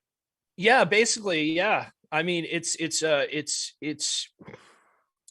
I think it kills two birds with one stone. So you go get $100 million to do something like this, and what that actually means, if you think about what funding for a company means, it's a claim on people's time, and it also lets them live and have health insurance and a roof over their head while they're working on your great vision. And if you just raise $100 million, okay, so what does that mean? That's a few hundred highly trained professionals working together for a couple of years. That's all it is. And when I thought about that path with Demonpore's early work, taking these early breakthroughs and making something that would already be the perfect, powerful thing, that would take tens of millions or even more. Like the companies in the space that follow this playbook, they were just, at some point they were just like we were. They had some insightful basic tech breakthrough. They got it to work, and then they went and raised tens of millions or even hundreds of millions of dollars to make a high-end instrument for professional use, or maybe something a little more democratized. So Oxford Nanopore has raised hundreds of millions. PacBio has raised hundreds of millions. These companies raise a huge amount of money, And I was also involved with a company that raised not that much money, but still tens of millions of dollars. And the thing with that company is it did amazing things, really cool data. And now all you know about it, all you can find about it are the few papers we managed to publish on being the first people in the world to sequence DNA with electron microscopes.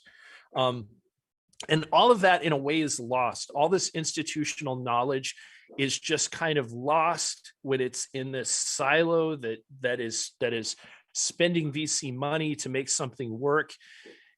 I would much rather have, I'll tell you, I would rather have, if I had to pick between having just a few thousand players using this console and having, say, $10 million, I would choose the few thousand players.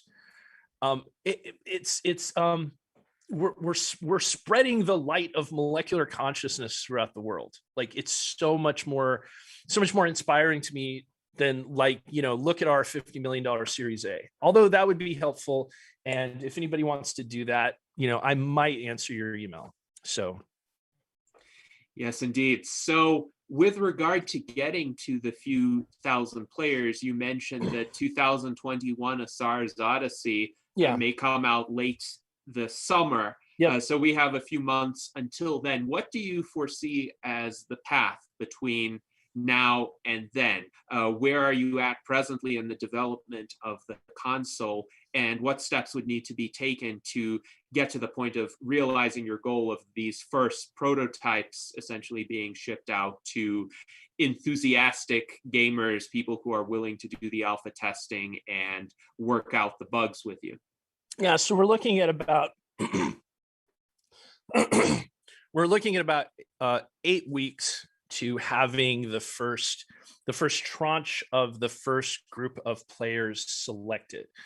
So there'll be an application process, because we don't want to ship the first consoles to somebody who doesn't have a lot of excitement or time, because we're going to want to get alpha testers who see it as potentially becoming a part of their lives.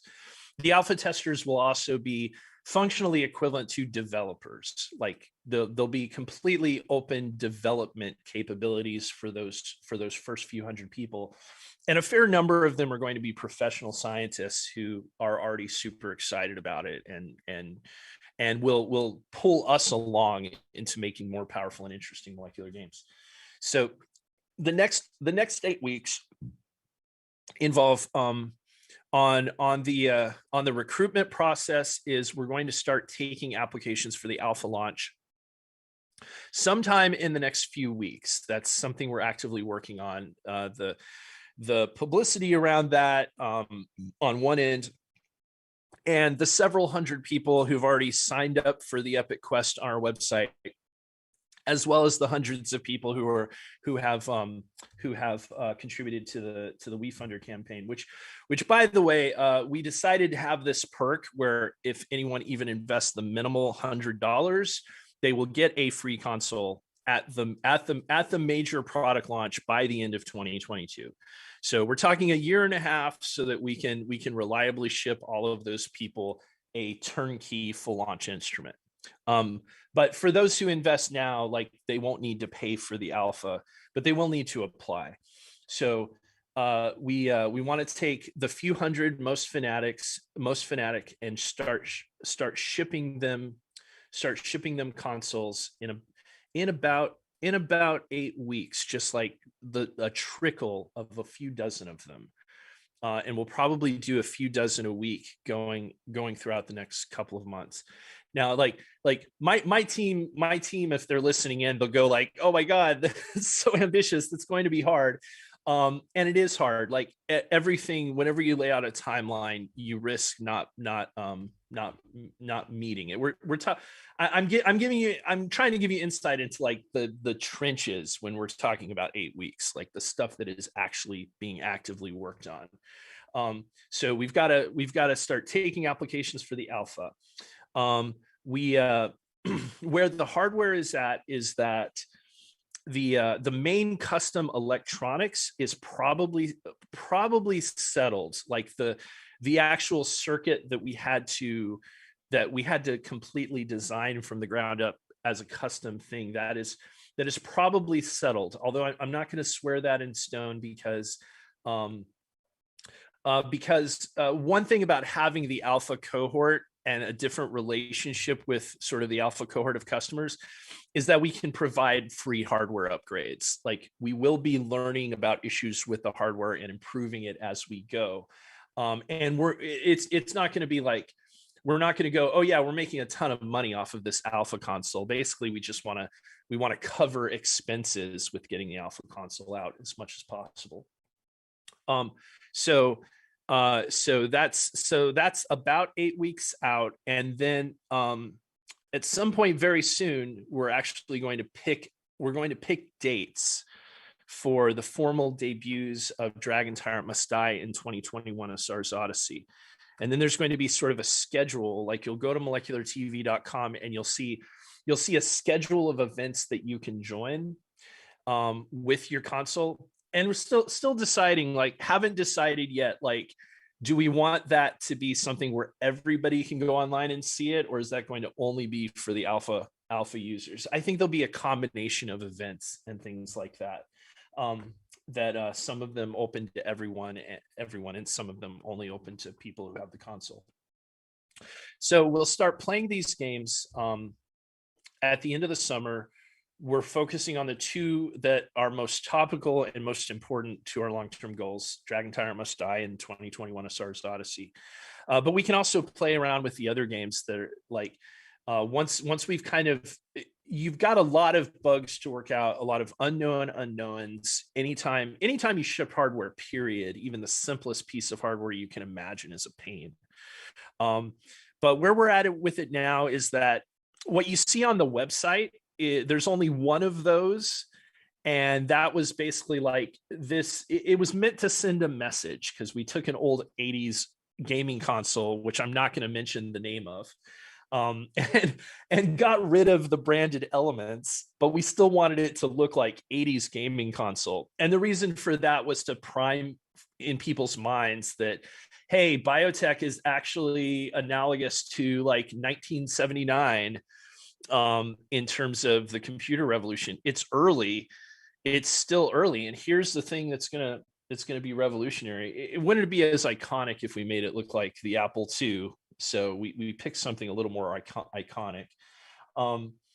And inside of that are something we call a nanopore cartridge, which is this little setup with fluidics that lets you switch in and out the pores very, very rapidly. And basically an electronic shield and some provision for controlling fluidic pumping. But we're going to keep things as simple as possible and augment the hardware and revise it all the way through the beta. So we're not talking about having a smooth experience that works 99.99% of the time until end of 2022. So we could potentially move faster than that, but I think the few hundred people I expect to be able to get playing together on Molecular TV this summer, that's going to tell the tale. And that's going to make the whole longer term vision much clearer to everybody. And then we'll change our name to Demopore and make sure all the investors know about it. So that was a dumb joke.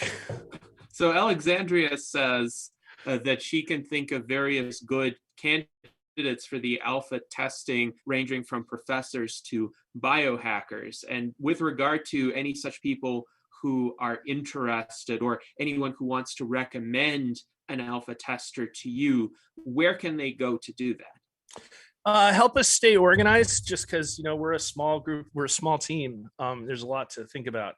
Is that one way to do it is just to go to demonpore.com and join our Epic Quest.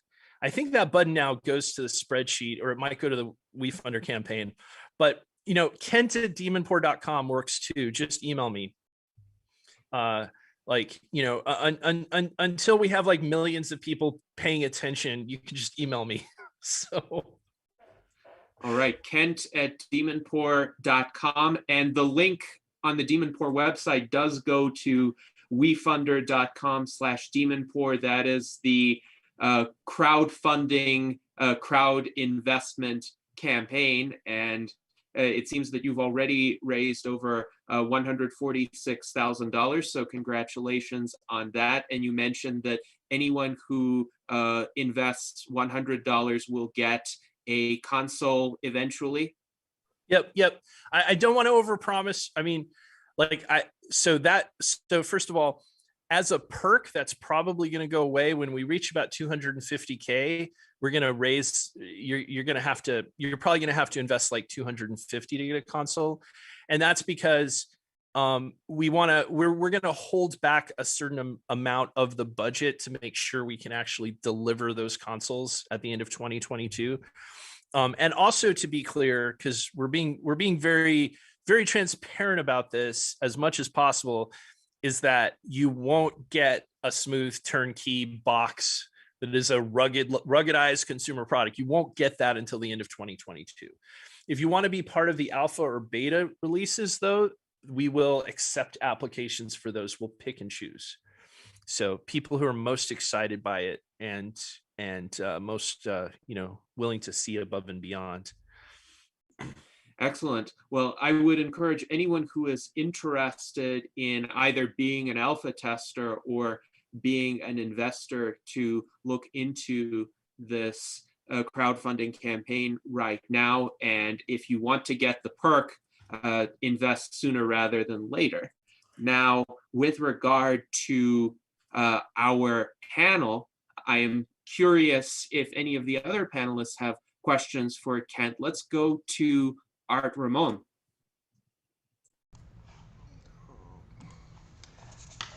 Yes, as far as the solid state nanopore, do you ever envision this being miniaturized and implanted in the body to enhance the sense of smell and taste for transhumans who want, cybernetic enhancement?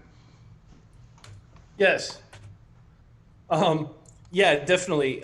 It's a question that's often been asked about nanopore sensing devices, and yeah, I mean, so I think you're going to be really, really close to that capability anyway.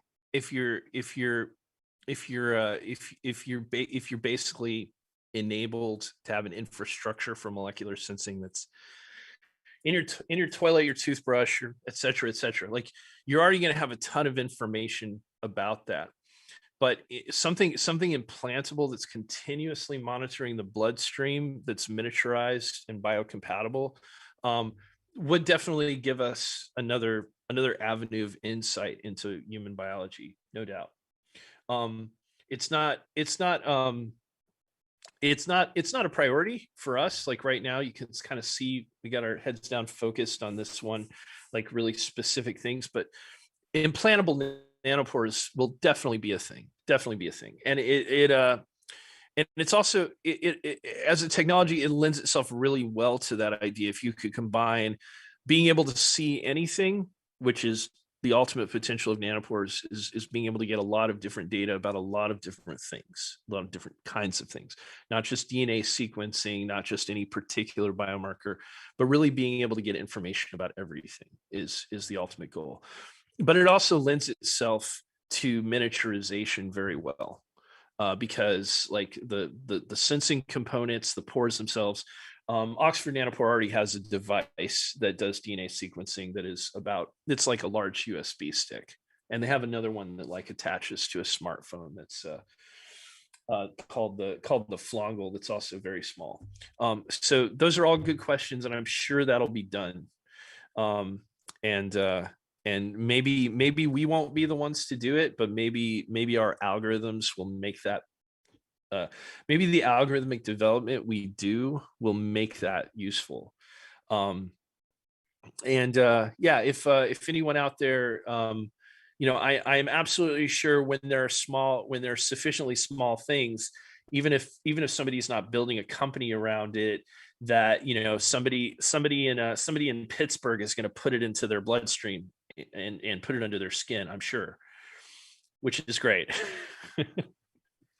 Biohacking. So we have another question from Zach Richardson and a bit of a conversation in our chat that arose from this. So Zach is wondering, what advantage does the console have versus, say, getting a new graphics card and downloading some software that hypothetically might be able to operate a similar game? And Alexandria responds that GPUs don't have sensors, so the sensing technology would be built into the console, whereas it wouldn't be built into the PC that an ordinary gamer would have.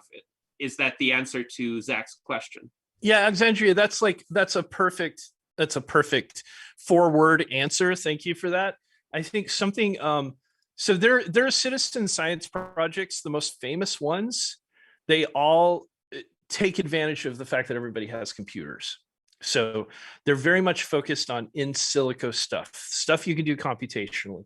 So Folded at Home, Eterna, they all make great use of people's attention and their computational resources. You can even look at SETI at Home as an example, just using spare CPU cycles.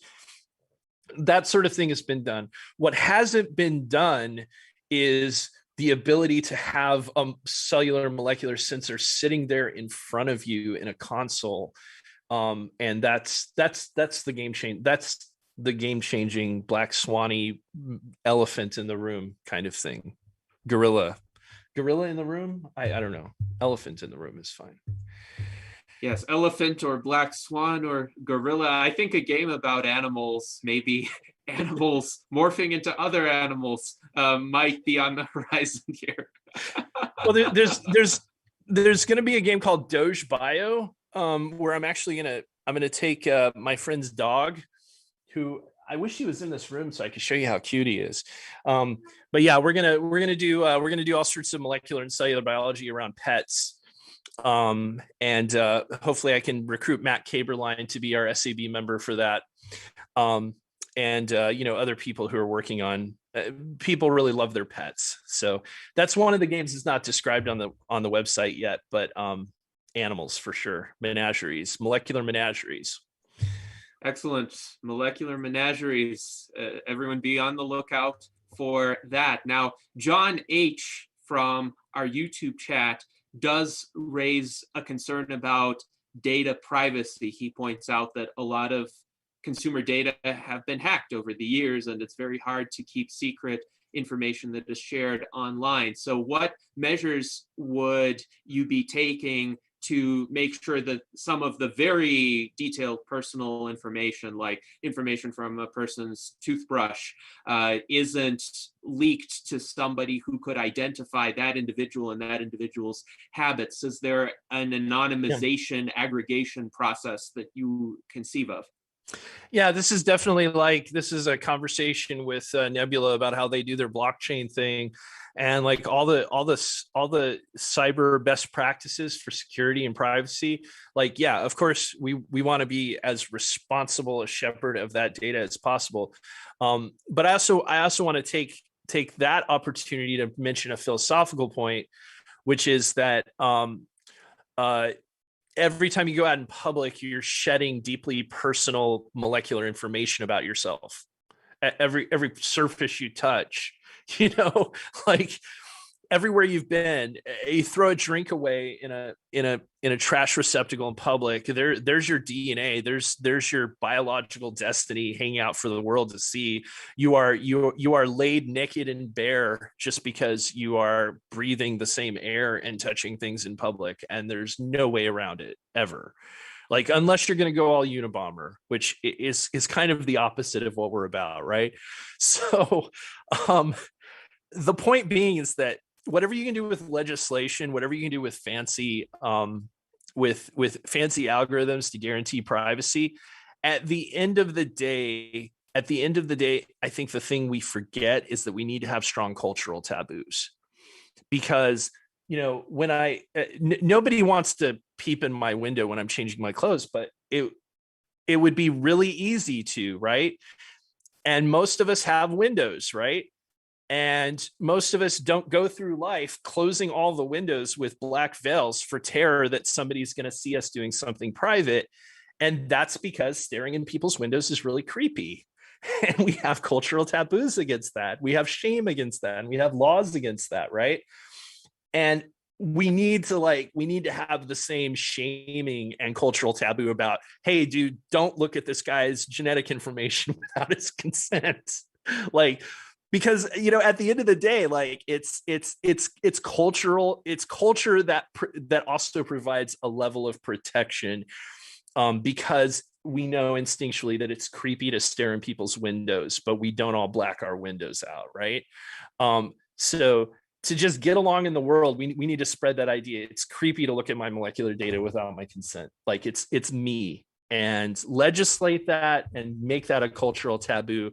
Make it again, like, culture is important to me because, you know, I've the 15, 16 years or so, I've been in the game of trying to do something about curing aging, of trying to move transhumanist technologies forward.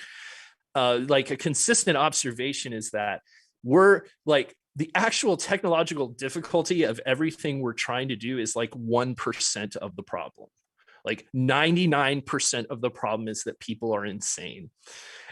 And so we have to change the cultural narrative. We have to change these ideas, and we have to get them out there. Is that the best thing I think I can offer there is just, hey, it's creepy to look at people's genetic information without their permission. And this cultural set of obstacles that you identified is exactly why the Transhumanist Party exists. I think most of us in the transhumanist movement realized sometime around the beginning of the last decade that the progress of technology is not just going to happen automatically. It's not an inevitable progression. It's a progression that can only happen if the culture allows it, and if at least a critical mass of people are comfortable with and receptive to the technological advancements and won't raise significant obstacles or concerns. Of course, privacy is one of those concerns, and we do want to proactively anticipate any concerns to find the solutions. Now, you mentioned taboos, and taboos can work well with individual agents who respect the taboos because they feel a kind of visceral discomfort in violating them. With faceless institutions, sometimes that's a bit more difficult. We can all think of corporations, for instance, harvesting personal data online, and whereas we would not dream of following other individuals around to see what websites they browse, the minutia of their habits, there are entire advertising behemoths whose whole business models are premised upon this. They track the data crumbs that people leave as part of their digital existences. So what will arise to prevent digital tracking or tracking in the outside world of people's molecular data? How can the taboo extend not just to random passersby or observers, but to corporations, to essentially inform them, don't set up your business models that way, or to convey to them that there are sufficient physical barriers or data anonymization barriers that if they try to set up a business model that way, it just won't work. Some obstacle will prevent them. Yeah, you know, I'm afraid. So I think Alexandria has some good things to say about this in the comments. She says, did I mention accountability and indelibility in the data networks? I think that's, so like that just speaks to the whole blockchain thing that I have no expertise in at all. It's like, so all the things you're talking about that you're working at or thinking about from the policy side, like it's going to be, you know, that's outside my pay grade. That definitely is a good idea that has to be handled. We need legislation, we need rules, we need enforcement, in addition to the taboos, right? But you mentioned what was the thing? You said something I really wanted to jump on, and now I'm too scattered to remember what it was. Is it with regard to institutional infringements of privacy? Oh, yeah. I wanted to make the point that yeah, Alexander, definitely we should interest blockchain people. So I wanted to make the point that what happens now is that if you think about like what you sign away if you have any part of your body removed surgically, it's you're basically already giving it all away, and people are sort of like they're steamrolled because they don't understand. They don't have any insight into the idea, they're going to get their tonsils taken out, and their tonsils are going to end up in some storage freezer at a big pharma company. And that big pharma company is going to profit off of whatever they can figure out from the tonsils. And, people don't care enough to like not sign that thing when they have their tonsils removed or whatever body part they're having removed. And so like the biomedical, the establishments, the healthcare establishment is like, they've already hoovered up so much molecular and biomolecular information from people who had no idea that maybe they should question these forms that they have to sign even when they get routine procedures. And that's just an example where like,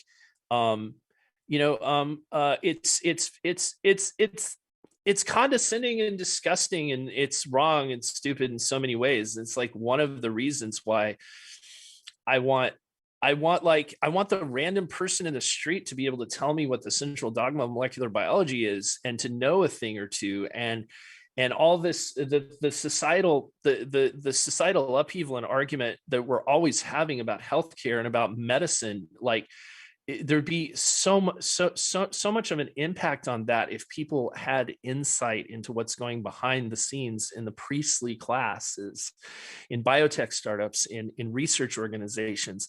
The average person has no sense, no clue of what's going on at all, like inside of those organizations, inside of those silos, and I just, I've come at that from two ways, like dealing with the hospital system, friends and loved ones battling diseases, seeing that up close very extensively, understanding from that perspective. And also as part of biotech companies and as part of academia, I've seen all of that. And there aren't, but the random person like only knows the memes that they're having shouted at them in the mainstream. And one of the moral imperatives of vastly increasing the number of citizen scientists, player scientists, is that we just need to bring, I'm going to reuse that phrase because I thought it was felicitous, the light of molecular consciousness to the world. People have to know what's going on. And like individually, people are not stupid, right? People are stupid in aggregate, but individuals are smart and shouldn't be condescended to in that way. So I'm not saying that there's anything evil with those companies. I'm saying like the system itself is evil. Like I want to distinguish. I'm not like pointing at any individual human and saying this person at big pharma company is bad, because that's exactly not what I want to say. I'm a big fan of Derek Lowe's blog, my favorite science blog online, and like the average person out there, the average like completely random person might have like conspiracy theories in their minds. Like there are probably 2 billion people who think that they are hiding a cure for cancer, right? Like, and that just like reflects how unexposed, and like the average person doesn't even know a scientist, like is trying to bring light to the world, trying to make this sort of thing like the object of attention and care. It's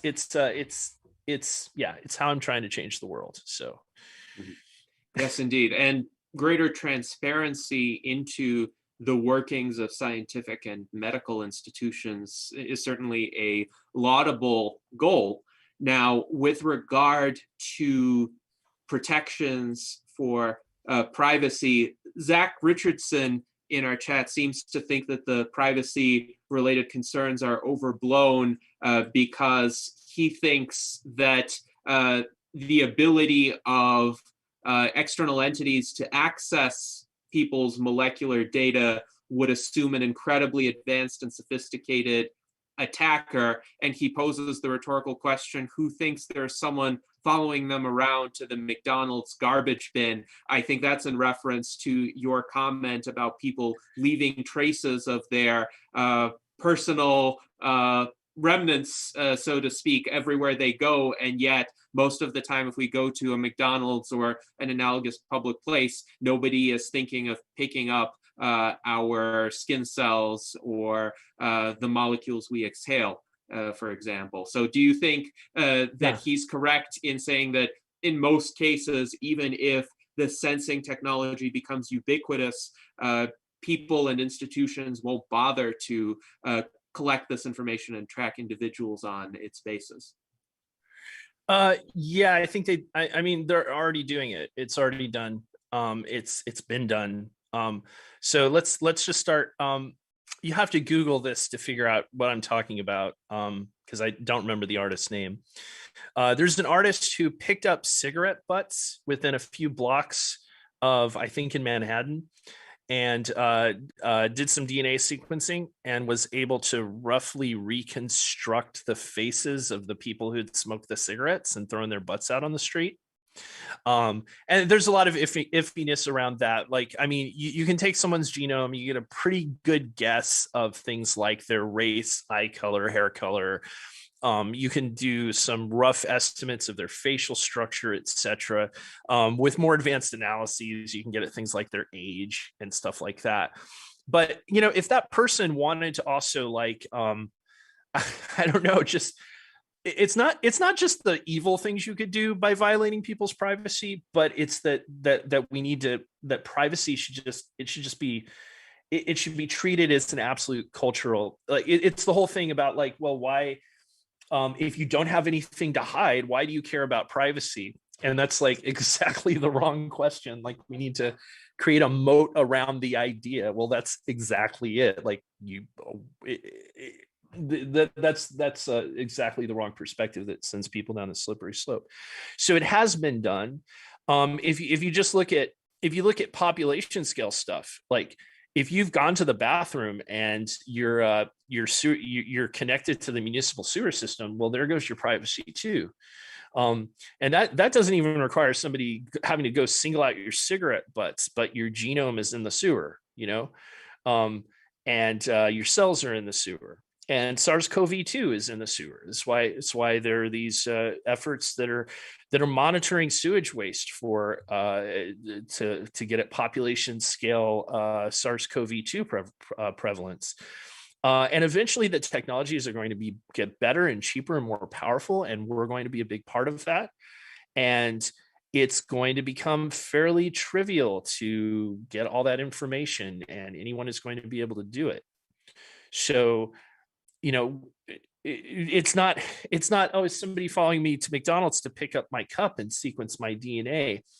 It's more like, it's is there one bad actor who looks at the trash basket who decides to collect all the trash at a stadium and get detailed molecular information on 200,000 people? And that's the sort of thing where we need legislation, we need taboos. If it's not, or we need to go all Unabomber, which, again, like, not, it's kind of is a bit anti-transhumanist. Mm-hmm. Yeah. Perhaps for those who may be concerned in such a future, they could manifest themselves in the external world via robotic avatars, and they would be sitting behind a computer screen as we are right now, and controlling their robotic avatars so that the avatars do not shed biological material, but that person still navigates the same world as the rest of us do. So that might be a transhumanist way around this issue for those who still have concerns. Now, here's an interesting question from Daniel Twett. He wonders, could this technology potentially be used to separate atmospheric carbon dioxide at scale? I would imagine that would require, like, an array of these mechanical nanopores launched into the atmosphere. Oh yeah, we want to do that at all. So how this sort of research will get us to carbon capture technologies is through directed evolution. and that's more of a second gen console sort of application. But the answer to carbon capture is basically you need the most. Here's what we're really going to do. I'll give you a preview. We're going to turn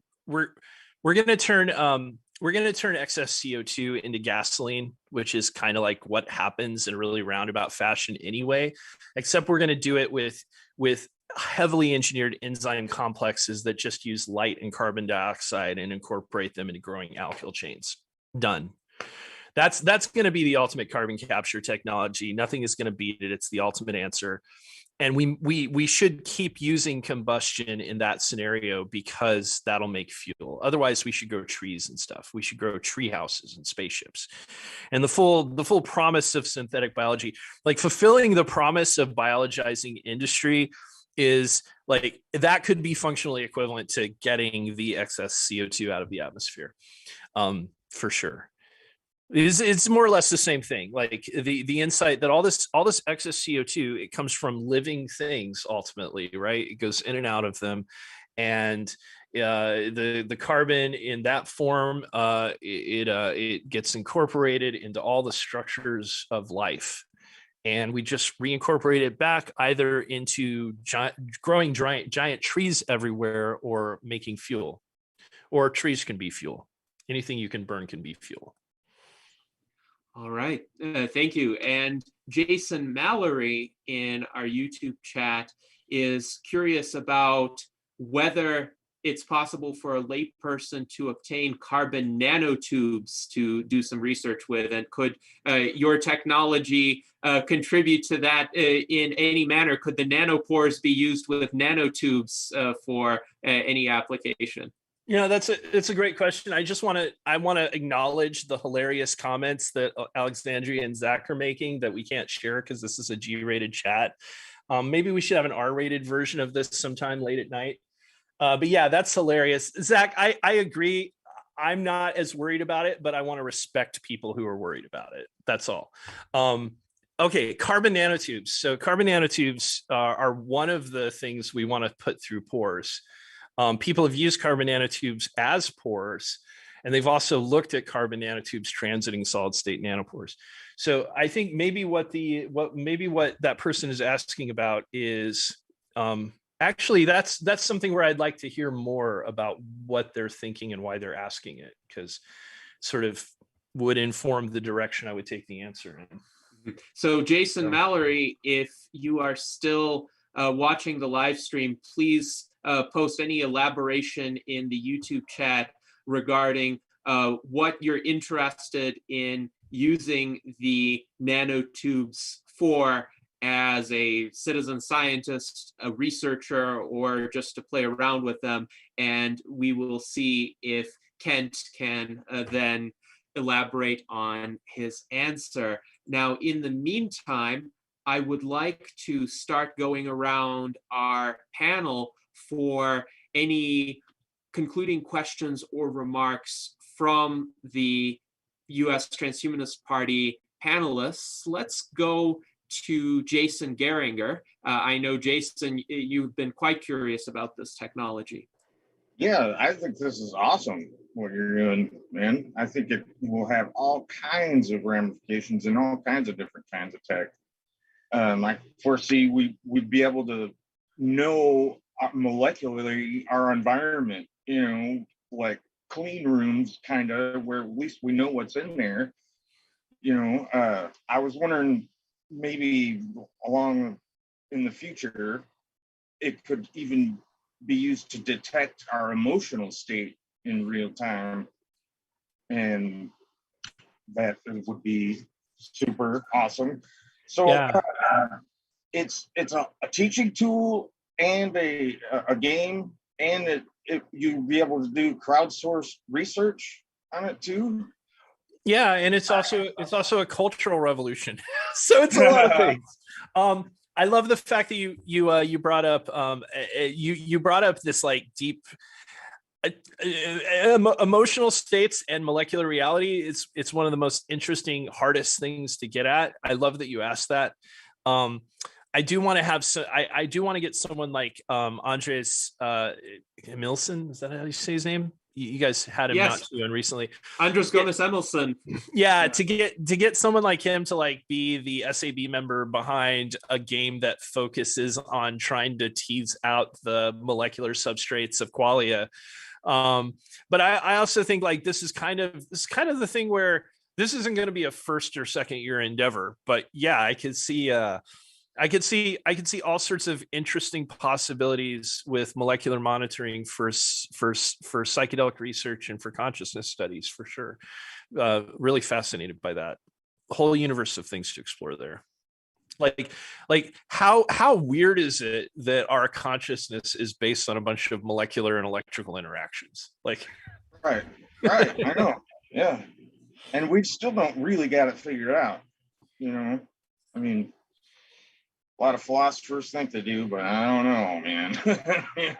They don't seem to all agree with each other, that's for sure. Yeah, and there's such like I like to remind people that there's this massive explanatory gap between neurons firing and molecular events. Like it's like the color red, we have no idea what it is, but I don't even. This is an argument that transhumanists are not allowed to have. So I'm just gonna we had the conversation with Andres when he was our guest. One of the questions I posed to him was with regard to qualia, and can we have a scientific explanation that supports my intuition that if we are biologically similar enough, then my perception of red would be the same as your perception of red. And essentially his answer was that in general terms, the perceptions are sufficiently similar for practical purposes, but there's a more sophisticated explanation for why they are sufficiently similar than would be apparent to a layperson like me who holds that position. So it's a very interesting salon to revisit for anybody who is interested in the conversation about qualia and emotional states and how to achieve certain states of happiness, minimize suffering. A very in-depth conversation, most definitely. Now, Jason. One more thing is if you get a way where we can crowdsource research on longevity, I'm thinking you found your crowd. A lot of us will be interested in helping you with that. So keep us informed, you know. Yeah, well, I hope either at Alpha, Beta, or at full launch you'll play Dragon Tyrant Must Die with us. So got to go kill that Dragon Tyrant. And this is also like one thing I like about the project is that I love enabling projects. Like there probably isn't an academic or even a biotech effort involved in longevity or rejuvenative medicine right now that couldn't take advantage of a network of sensors like this to promote its research agenda. So whether it's studying senolytics or cancer immunotherapies or anything like that, like being able to say, oh yeah, I want to have a game where we have 10,000 people looking at these cells and molecules as part of our research agenda. That's another way to make money, and it's also like a way to just float everyone's boat. So I like to work at the level of things that are fundamentally enabling. Like I'm never going to be the guy who like makes the drugs that cure people, right? But I want to give more powerful tools to the people who will actually do that and directly save people's lives.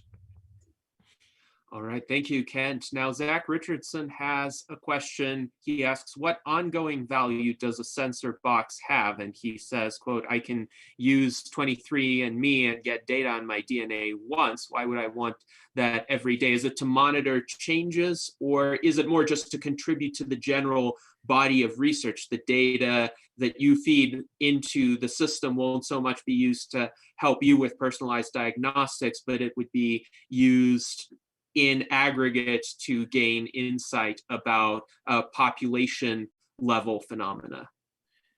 Yeah, so like, okay, so much to unpack there. Actually, I have a friend who it's kind of a good example. I'll use as a kind of a cautionary tale.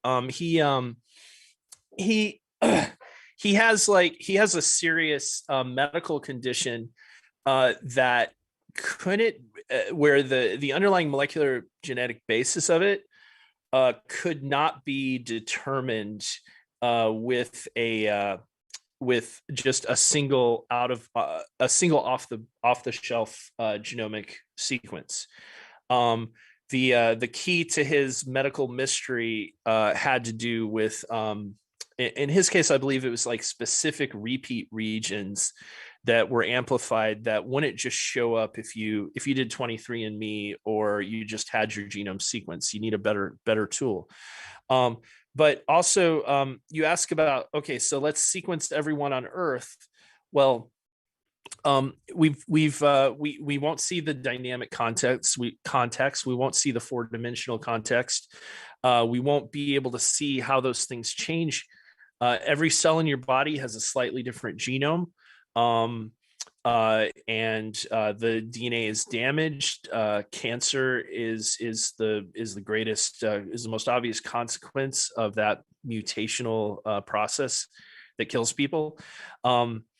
And also, like, if you just like get a DNA sequence and that's all you've got, well, I mean, how will you know that you have SARS-CoV-2? How will you deal with infectious diseases? How will we look at biomarkers and how they actually like arise in a dynamic process where the person is interacting with their environment? Something Ed Boyden said to me that really struck me, I wish I could like reformulate it word for word, is as a philosophical crux of his technology development work is to give people is not to give scientists what they ask for, but to give them things 10 times more powerful than they ask for. Because there's always a hunger to see more and to understand more. And right now, molecular reality is still here be dragons. Like, we don't have the full cartography. We don't have a precise dynamic picture of everything. And we have so many unknowns, especially functional unknowns.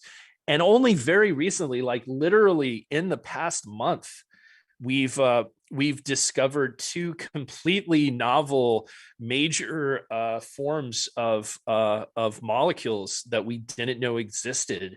Found out that that RNAs are functionally glycosylated. We didn't know this. And we also didn't know that there are enzymes going around attaching RNA molecules to proteins. Like, both of those things were just discovered in the last few months. And like, to anyone who's been watching biology long enough, it's not surprising at all that there's still this dark matter of biology that we've barely penetrated. So like, something still like half of all the proteins known in human DNA, we know they have some importance and we have no idea what they do or why they're there. Like, it's kind of astonishing that that's the case. And it just shows that we can't, that we have to open that window as wide as we can. And we have to just be able to see what's there and take this one little pocket where we can influence the future of biotech and make it something as powerful as the internet, make it something simple that can see everything, no questions. No hidden like exceptions to it. If something is in solution, you should be able to get information about it. Wow, Zach, you've got too many good questions. I could just talk to Zach all day too. Yeah.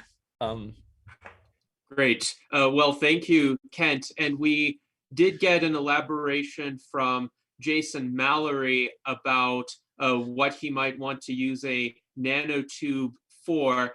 He suggests putting it in a Cernova cell pouch, an implantable separate immuno environment. There's a company called Cernova that I looked up just now. It describes itself as a regenerative medicine company developing therapeutic technologies with multi-billion-dollar market potential for each of its clinical indications. And the cell pouch system is one of these technologies. It's an implantable medical device which provides a vascularized environment for therapeutic cells. So I believe that's what Jason is interested in testing nanotubes in. Do you think there's some application here to the molecular gaming console?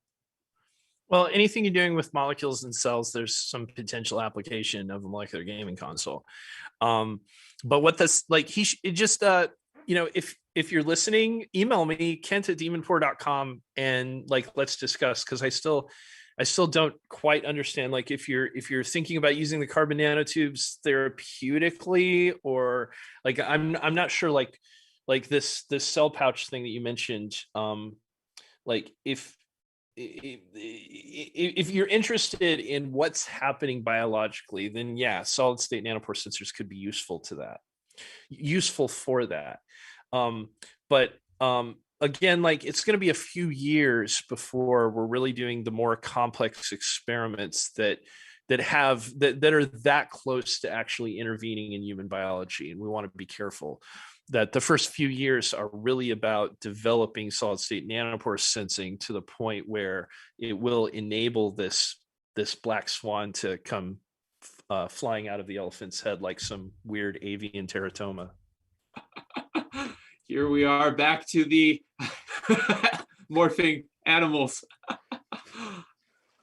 So Alexandria, let's hear from you. What are your concluding questions and comments?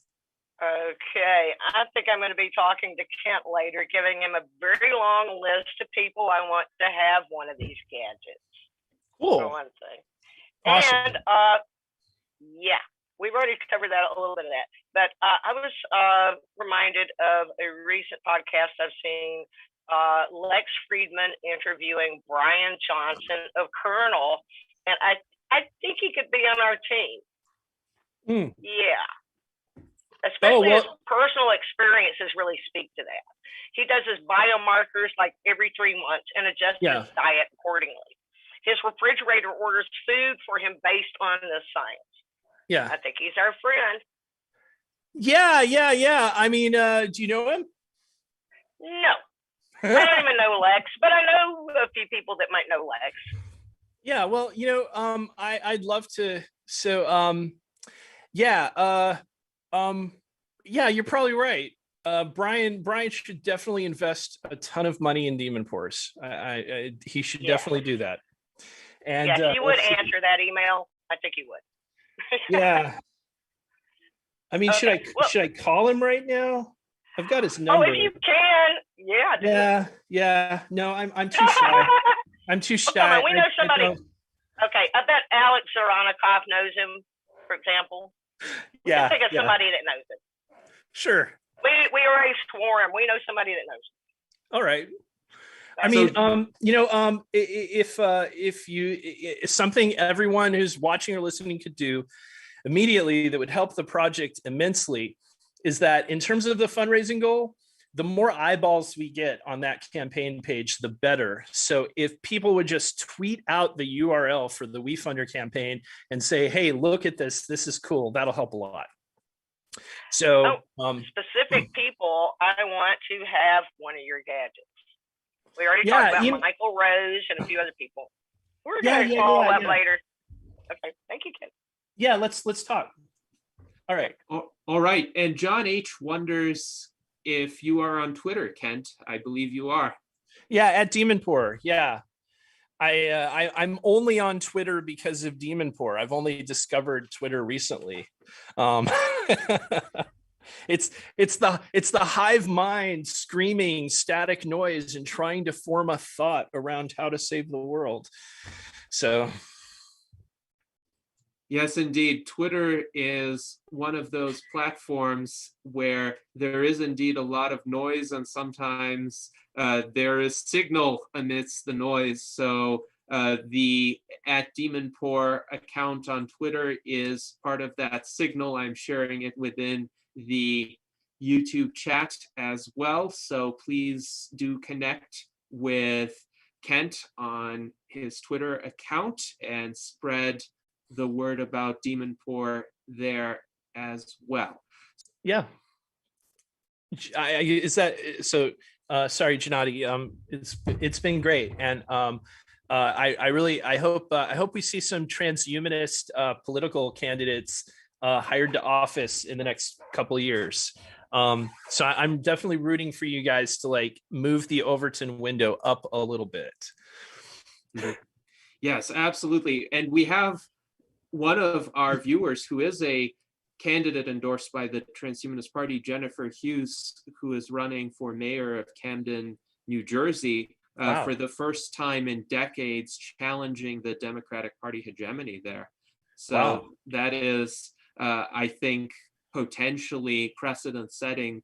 If she succeeds, she just submitted more than twice the required number of petition signatures to get onto the ballot, and hopefully the Secretary of State's office will accept her signatures and she will advance to the general election in November.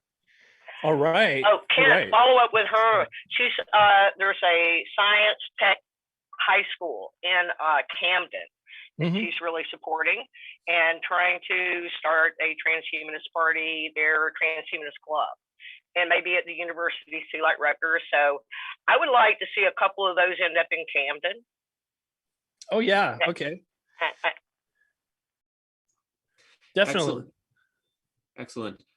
So now let's go to Art Ramon. Art Ramon, any concluding questions or comments? Yeah, one. This solid state nanopore, could this replace the bomb sniffers at airports, or are they using the same technology? So yeah, but I'm not sure I feel like that might be a solution in search of a problem, because so dogs can, dogs work perfectly fine for, okay, so I got to answer the question philosophically.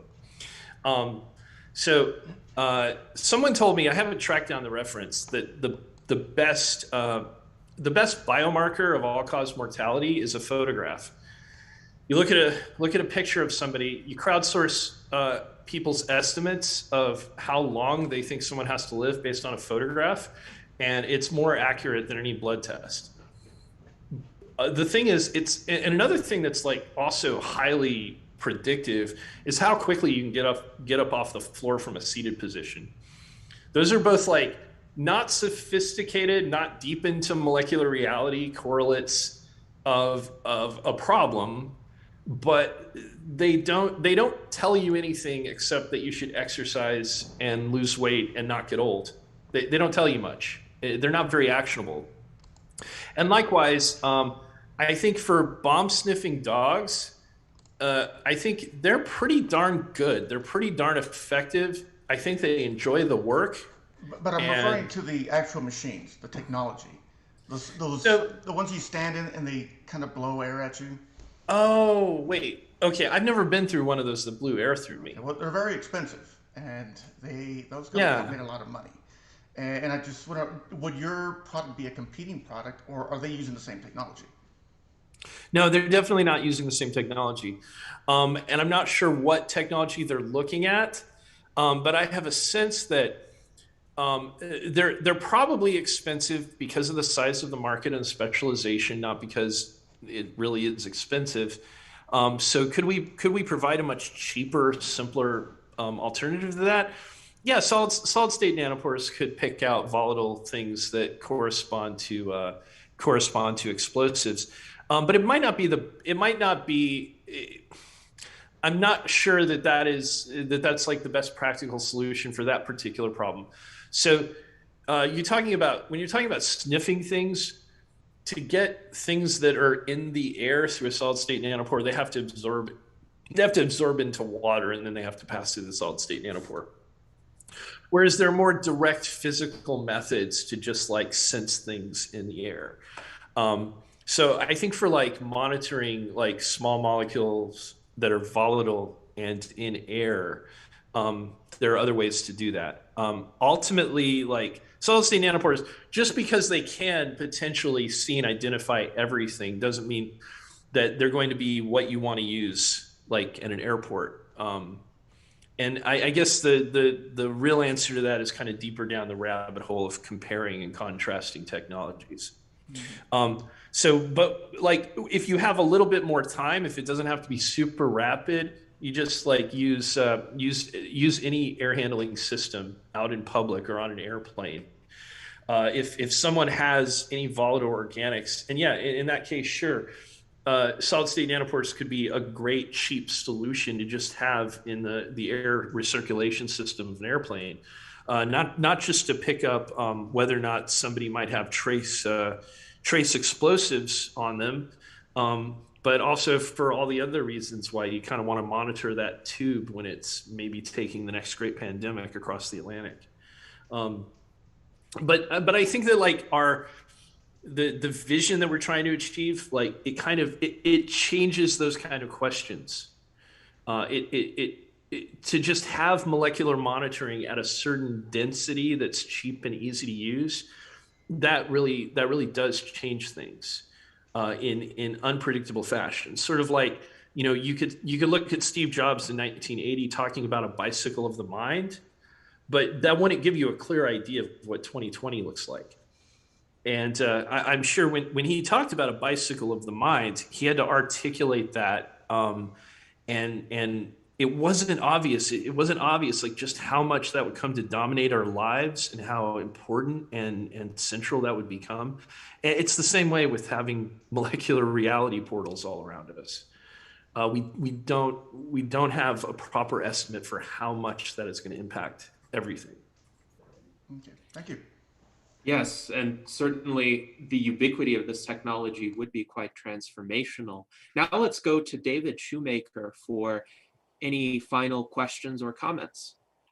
Yeah, Kent, fascinating. I really like how you're bringing, say, the average person, if they want to participate or being enticed to participate into this whole thing. I think, scientific journals, there are a few of us that will read those or at least read the abstract and the summary of things that are of interest to us, but that's probably pretty small outside of the field that's dedicated to research in that area. Mm-hmm. Science communicators have done a great job of bringing this forward, but I think this edgy marketing, the gaming aspect of it, you're going to create a bunch of scientific participators.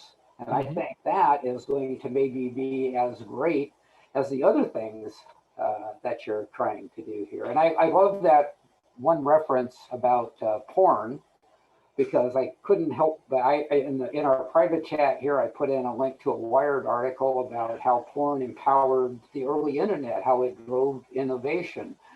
The bottom line there isn't the porn, it's that edgy and sexy is addictive and attractive. So you are on the right track, and I hope that you'll have so many VCs calling you, you'll be able to select which ones you want to talk to. Yeah, that'll be nice. That'll be nice to turn the tables. Any founder who's dealt with VCs feels me on that exactly. So. Right, you are. All right, so we have come to the point in our virtual Enlightenment Salon where we will let our guest have the last word in terms of the substance of this conversation. We've had a great discussion, wide-ranging. I think a lot of our members' questions about the Demonpore 64 and molecular nanopore sensing in general have been addressed. So thank you, Kent, for informing us, enlightening us, which certainly was the goal of this virtual Enlightenment Salon. What would you like to say? How would you like to conclude this discussion? Oh man, I hope maybe it's Jennifer Hughes who's going to do this. I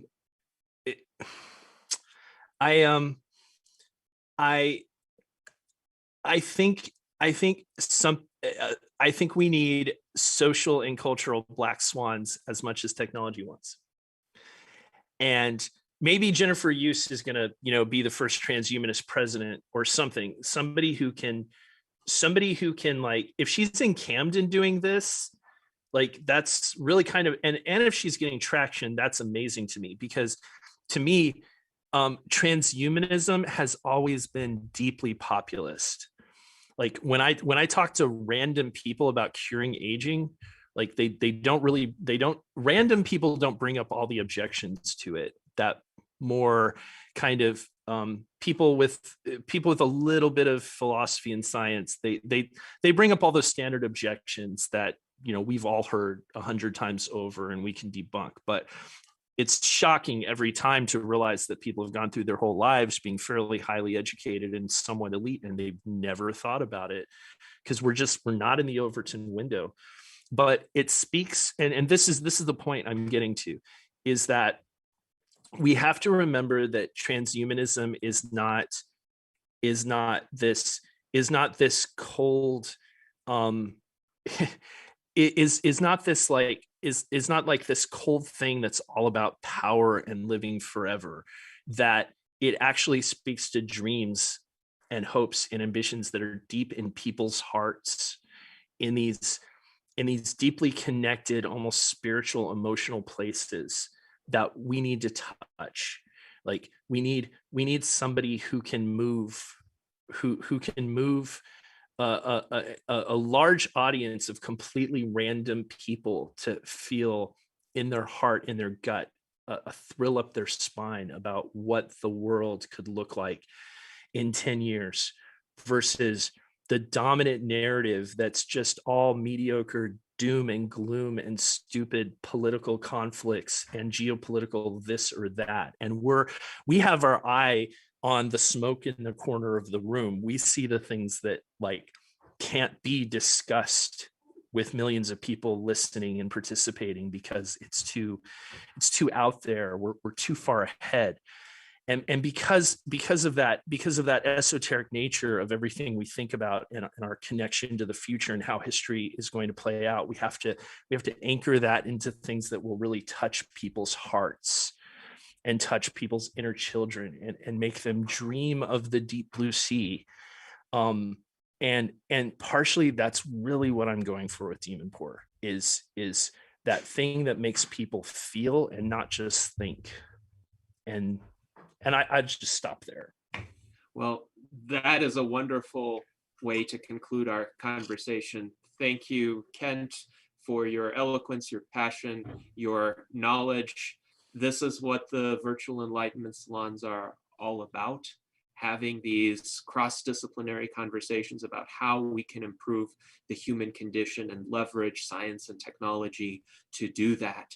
And I would encourage all of our viewers to continue tuning in to the virtual enlightenment salons. Next Sunday, June 13th, our guest will be another passionate advocate for longevity, Victor Bjork, our friend in whose honor we are holding the Victor Run virtual race for the second time this year. There's still time to sign up and run and donate to organizations like the Sense Research Foundation, Longevity, and Lifespan.io and their Pearl crowdfunding project. So if you want to run or walk, or if you've done any of that already this weekend, you are eligible to submit your results and get a custom finisher medal at the end of June. So please check out transhumanist-party.org/Victor-run. And I've posted that link in the YouTube chat.